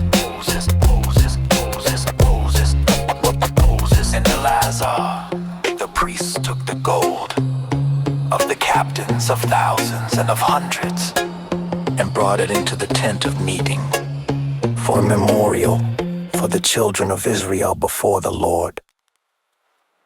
Now the children of Reuben and the children of Gad had a very great multitude of livestock. They saw the land of Jazer and the land of Gilead. Behold, the place was a place for livestock. Then the children of Gad and the children of Reuben came and spoke to Moses and to Eleazar the priest and to the princes of the congregation, saying, Adaroth, Dibon, Jazer, Nimrah, Heshbon, Eliel, Sabam, Nebo, and Beon. The land which the Lord struck before the congregation of Israel is a land for livestock, and your servants of livestock. They said, if we have found favor in your sight, let this land be given to your servants for a possession. Don't bring us over the Jordan. Moses said to the children of Gad and to the children of Reuben, shall your brothers go to war while you sit here? Why do you discourage the heart of the children of Israel from going over into the land which the Lord has given them? Your fathers did so when I sent them from Kadesh Barnea to see the land. For when they went up to the valley of Eshcol and saw the land, they discouraged the heart of the children of Israel, that they should not go into the land which the Lord had given them. The Lord's anger burned in that day, and he swore, saying, surely none of the men who came up out of Egypt from 20 years old and upward shall see the land, which I swore to Abraham, to Isaac, and to Jacob, because they have not wholly followed me.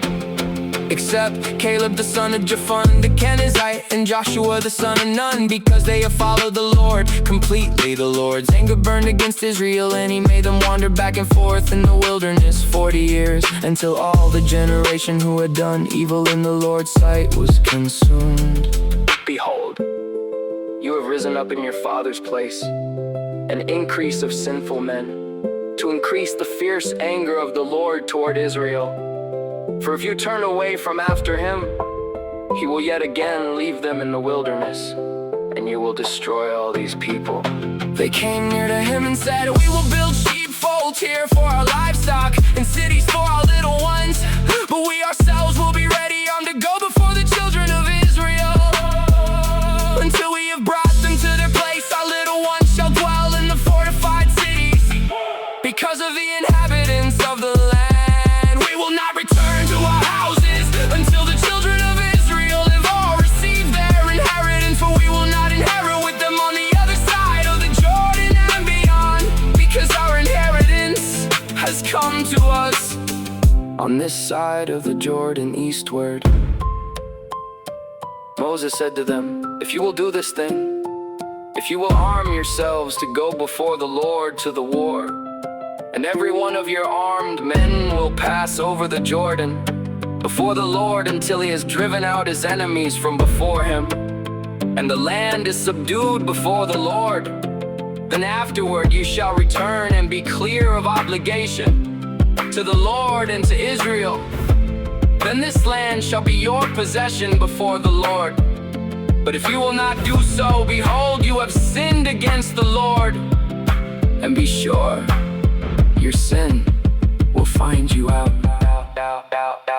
Build cities for your little ones, and folds for your sheep, and do that which is proceeded out of your mouth. The children of Gad and the children of Reuben spoke to Moses, saying, your servants will do as my Lord commands. Our little ones, our wives, our flocks, and all our livestock shall be there in the cities of Gilead. But your servants will pass over every man who is armed for war before the Lord to battle, as my Lord says. So Moses commanded concerning them to Eleazar the priest, and to Joshua the son of Nun, and to the heads of the fathers' households of the tribes of the children of Israel. Moses said to them, if the children of Gad and the children of Reuben will pass with you over the Jordan, every man who is armed to battle before the Lord, and the land is subdued before you, then you shall give them the land of Gilead for a possession. But if they will not pass over with you armed, they shall have possessions among you in the land of Canaan. The children of Gad and the children of Reuben answered, saying, as the Lord has said to your servants, so will we do. We will pass over armed before the Lord into the land of Canaan, and the possession of our inheritance shall remain with us beyond the Jordan. Moses gave to them, even to the children of Gad, and to the children of Reuben, and to the half-tribe of Manasseh the son of Joseph, the kingdom of Sihon king of the Amorites, and the kingdom of Og king of Bashan, the land according to its cities and borders, even the cities of the surrounding land. The children of Gad built Dibon, Ataroth, Aroer, Atroth, Shophan, Jazer, Jogbaha, Beth Nimrah, and Beth Haran, fortified cities and folds for sheep. The children of Reuben built Heshbon, Yelelek, Kiriathaim, Nebo, and Baalmeon, and Sibmah. They gave other names to the cities which they built. The children of Machir, the son of Manasseh, went to Gilead, took it and dispossessed the Amorites who were therein. Moses gave Gilead to Machir, the son of Manasseh, and he lived therein. Jer, the son of Manasseh, went and took its villages and called them Havoth. Yeah, Noba went and took Kinneth and its villages and called it Noba, after his own name.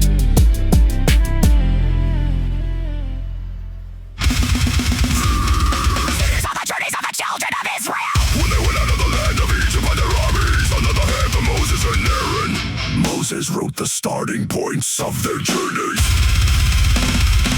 By the commandments of the Lord. These are their journeys according to their starting points. They traveled from Amazes in the first month, on the 15th day of the first month. On the next day after the Passover, the children of Israel went out with a high hand in the sight of all the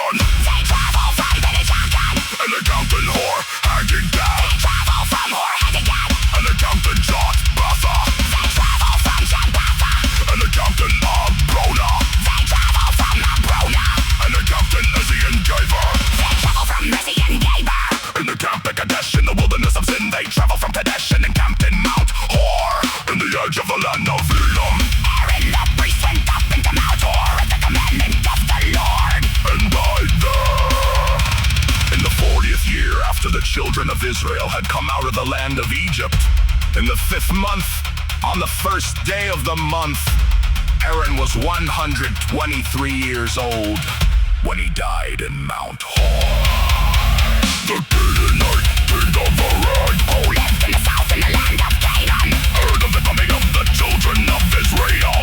They travel from Mount Hor, and the captain Zalmona. They travel from Zalmona, and the captain Ponon. They travel from Ponon, and the captain Noboth. They travel from Noboth, and the captain Ayabarim, in the border of Moab. They travel from Ayim, and the captain Dibanda. They travel from Dibanda, and the captain Naaman Diblathai. They travel from Naaman Diblathai, and the captain the mountains of Abarim before Nebo.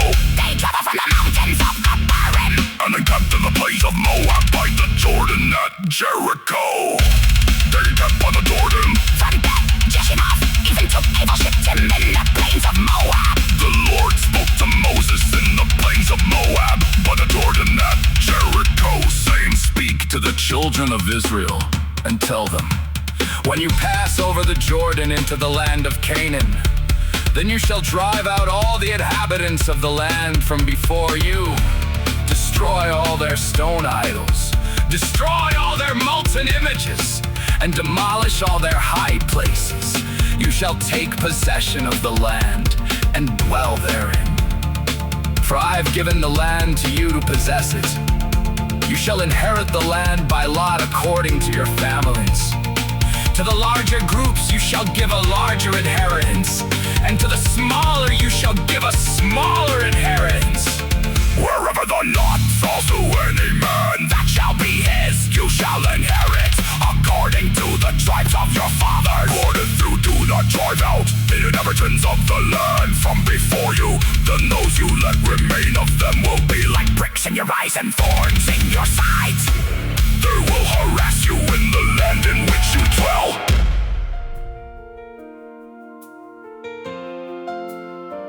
The Lord spoke to Moses, saying, "Command the children of Israel and tell them, when you come into the land of Canaan, this is the land that shall fall to you for an inheritance, even the land of Canaan according to its borders.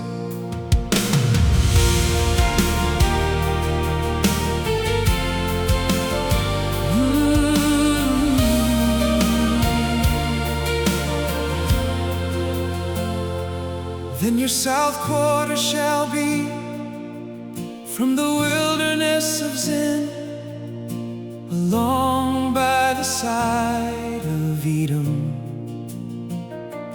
And your south border shall be from the end of the salt sea eastward. Your border shall turn about southward of the ascent of Akrabim, and pass along to Zin. And it shall pass southward of Kadesh Barnea, and it shall go from there to Hazar Adar, and pass along to Asman. The border shall turn about from Asman to the brook of Egypt, and it shall end at the sea. For the western border you shall have the great sea and its border. This shall be your west border. This shall be your north border. From the great sea you shall mark out for yourselves Mount Hor. From Mount Hor you shall mark out to the entrance of Hamath. And the border shall pass by Zedad. Then the border shall go to Ziphron, and it shall end at Hazar Enan. Shall be your north border. You shall mark out your east border from Hazar Enan to Shephem. The border shall go down from Shephem to Riblah on the east side of Ain. The border shall go down and shall reach to the side of the sea of Chinnereth eastward. The border shall go down to the Jordan and end at the Salt Sea. This shall be your land according to its borders around it. Moses commanded the children of Israel, saying, this is the land which you shall inherit by lot, which the Lord has commanded to give to the 9 tribes and to the half-tribe. For the tribe of the children of Reuben, according to their fathers' houses, the tribe of the children of Gad, according to their fathers' houses, and the half-tribe of Manasseh have received their inheritance. The 2 tribes and the half-tribe have received their inheritance beyond the Jordan at Jericho eastward.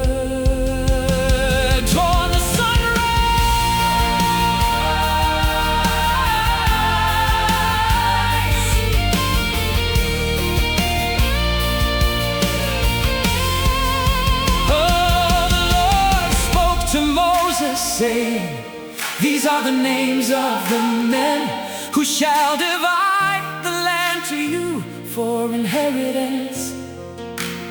Eleazar the priest and Joshua the son of Nun. You shall take 1 prince of every tribe to divide the land for inheritance. These are the names of the men of the tribe of Judah. Caleb the son of Jephunneh of the tribe of the children of Simeon. Shemuel the son of Ammihud of the tribe of Benjamin. Eliab the son of Chislon of the tribe of the children of Dan, a prince. Buki the son of Jogli of the children of Joseph of the tribe of the children of Manasseh, a prince. Daniel the son of Ephod of the tribe of the children of Ephraim, a prince. Kemuel the son of Shiftan of the tribe of the children of Zebulun, a prince. Elizaphan the son of Parna of the tribe of the children of Issachar, a prince. Paltiel the son of Azan of the tribe of the children of Asher, a prince. Ahihud the son of Shelomi of the tribe of the children of Naphtali, a prince. Pedahel the son of Ammihud.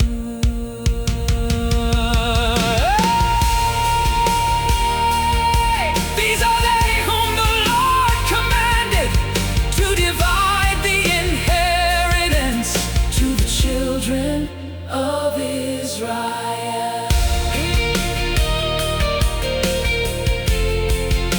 In the land of Canaan.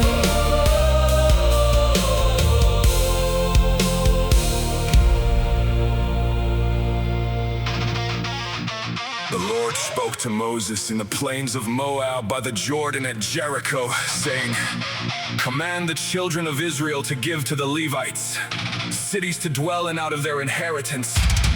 You shall give pasture lands for the cities around them to the Levites. They shall have the cities to dwell in. Their pasture lands shall be for their livestock, and for their possessions, and for all their animals.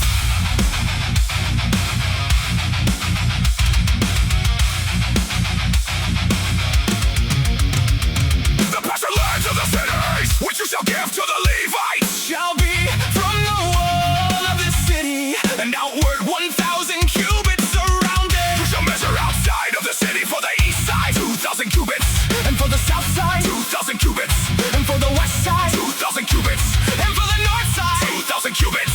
The city being in the middle. This shall be the pasture lands of their cities. The cities which you shall give to the Levites, the cities which you shall give to the Levites, they shall be the 6 cities of refuge which you shall give for the manslayer to flee to. Besides them you shall give 42 cities. All the cities which you shall give to the Levites shall be 48 cities together with their pasture lands. Concerning the cities which you shall give of the possession of the children of Israel, from the many you shall take many, and from the few you shall take few, everyone according to his inheritance which he inherits shall give some of his cities. Levites.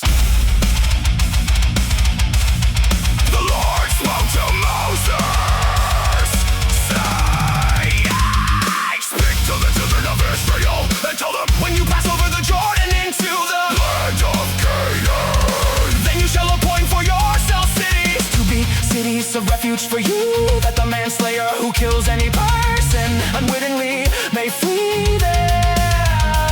The city shall be for your refuge from the avenger, Let the manslayer not die until he stands before the congregation for judgment.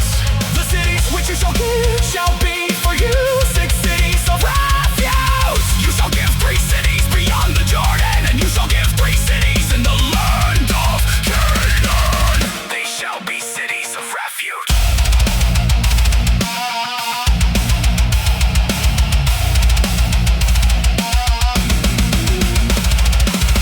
These 6 cities shall be refuge for the children of Israel, for the stranger and for the foreigner living among them, that everyone who kills any person unwittingly may flee there. But if he struck him with an instrument of iron, So that he die, he is a murderer.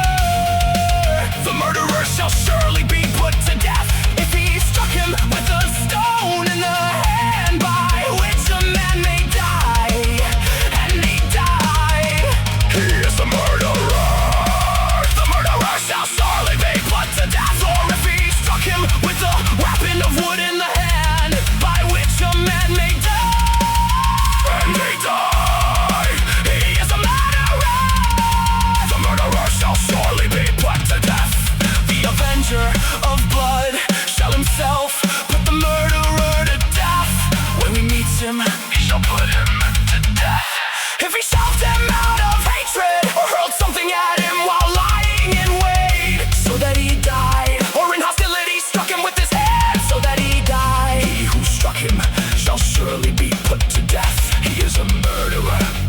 The avenger of blood shall put the murderer to death when he meets him. But if he shoved him suddenly without hostility, or hurled on him anything without lying in wait, Or with any stone by which a man may die, not seeing him, and cast it on him, so that he died, and he was not his enemy, and not seeking his harm, then the congregation shall judge between the striker and the avenger of blood, according to these ordinances.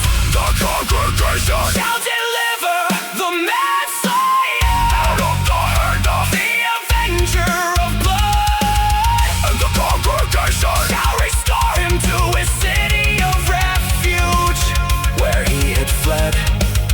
he shall dwell therein until the death of the high priest, who was anointed with the holy oil.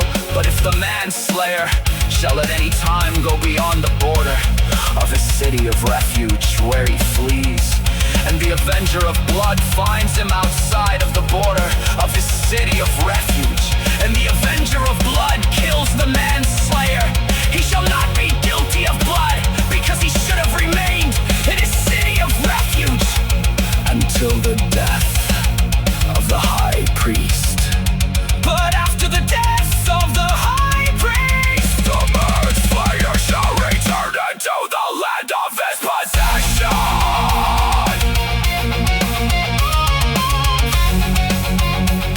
These things shall be for a statute and ordinance to you throughout your generations in all your dwellings. whoever kills any person, The murderer shall be slain based on the testimony of witnesses. The one witness shall not testify alone against any person, so that he dies. Moreover, You shall take no ransom for the life of a murderer. who is guilty of death, He shall surely be put to death. you shall take no ransom for him, Who is led to a city of refuge, that he may come again to dwell in the land before the death of the priest. so you shall not pollute the land where you live, for blood pollutes the land. No atonement can be made for the land, for the blood that is shed in it, but by the blood of him who shed it. You shall not defile the land which you inhabit, where I dwell, for I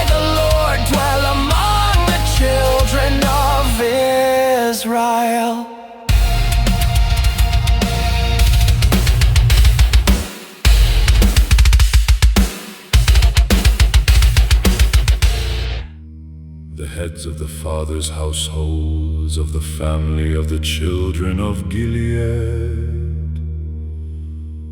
The son of Machir, the son of Manasseh, of the families of the sons of Joseph, came near and spoke before Moses and before the princes, the heads of the fathers' households of the children of Israel. They said, the Lord commanded my Lord to give the land for inheritance by lot to the children of Israel. My Lord was commanded by the Lord to give the inheritance of Zelophehad our brother to his daughter. If they are married to any of the sons of the other tribes of the children of Israel, then their inheritance will be taken away from the inheritance of our fathers, and will be added to the inheritance of the tribe to which they shall belong. So it will be taken away from the lot of our inheritance. When the Jubilee of the children of Israel comes, then their inheritance will be added to the inheritance of the tribe to which they shall belong. So their inheritance will be taken away from the inheritance of the tribe of our fathers. Moses commanded the children of Israel according to the Lord's word, saying, the tribe of the sons of Joseph speak what is right. This is the thing which the Lord commands concerning the daughters of Zelophehad, saying, let them be married to whom they think best of the tribe of their father. So shall no inheritance of the children of Israel move from tribe to tribe, for the children of Israel shall all keep the inheritance of the tribe of his fathers. Every daughter who possesses an inheritance in any tribe of the children of Israel shall be wife to one of the family of the tribe of her father, that the children of Israel may each possess the inheritance of his father. So shall no inheritance move from one tribe to another tribe, for the tribes of the children of Israel. The daughters of Zelophehad did as the Lord commanded Moses, for Mahlah, Tirzah, Hoglah, Milcah, and Noah. The daughters of Zelophehad were married to their father's brothers' sons. They were married into the families of the sons of Manasseh, the son of Joseph. Their inheritance remained in the tribe of the family of their father.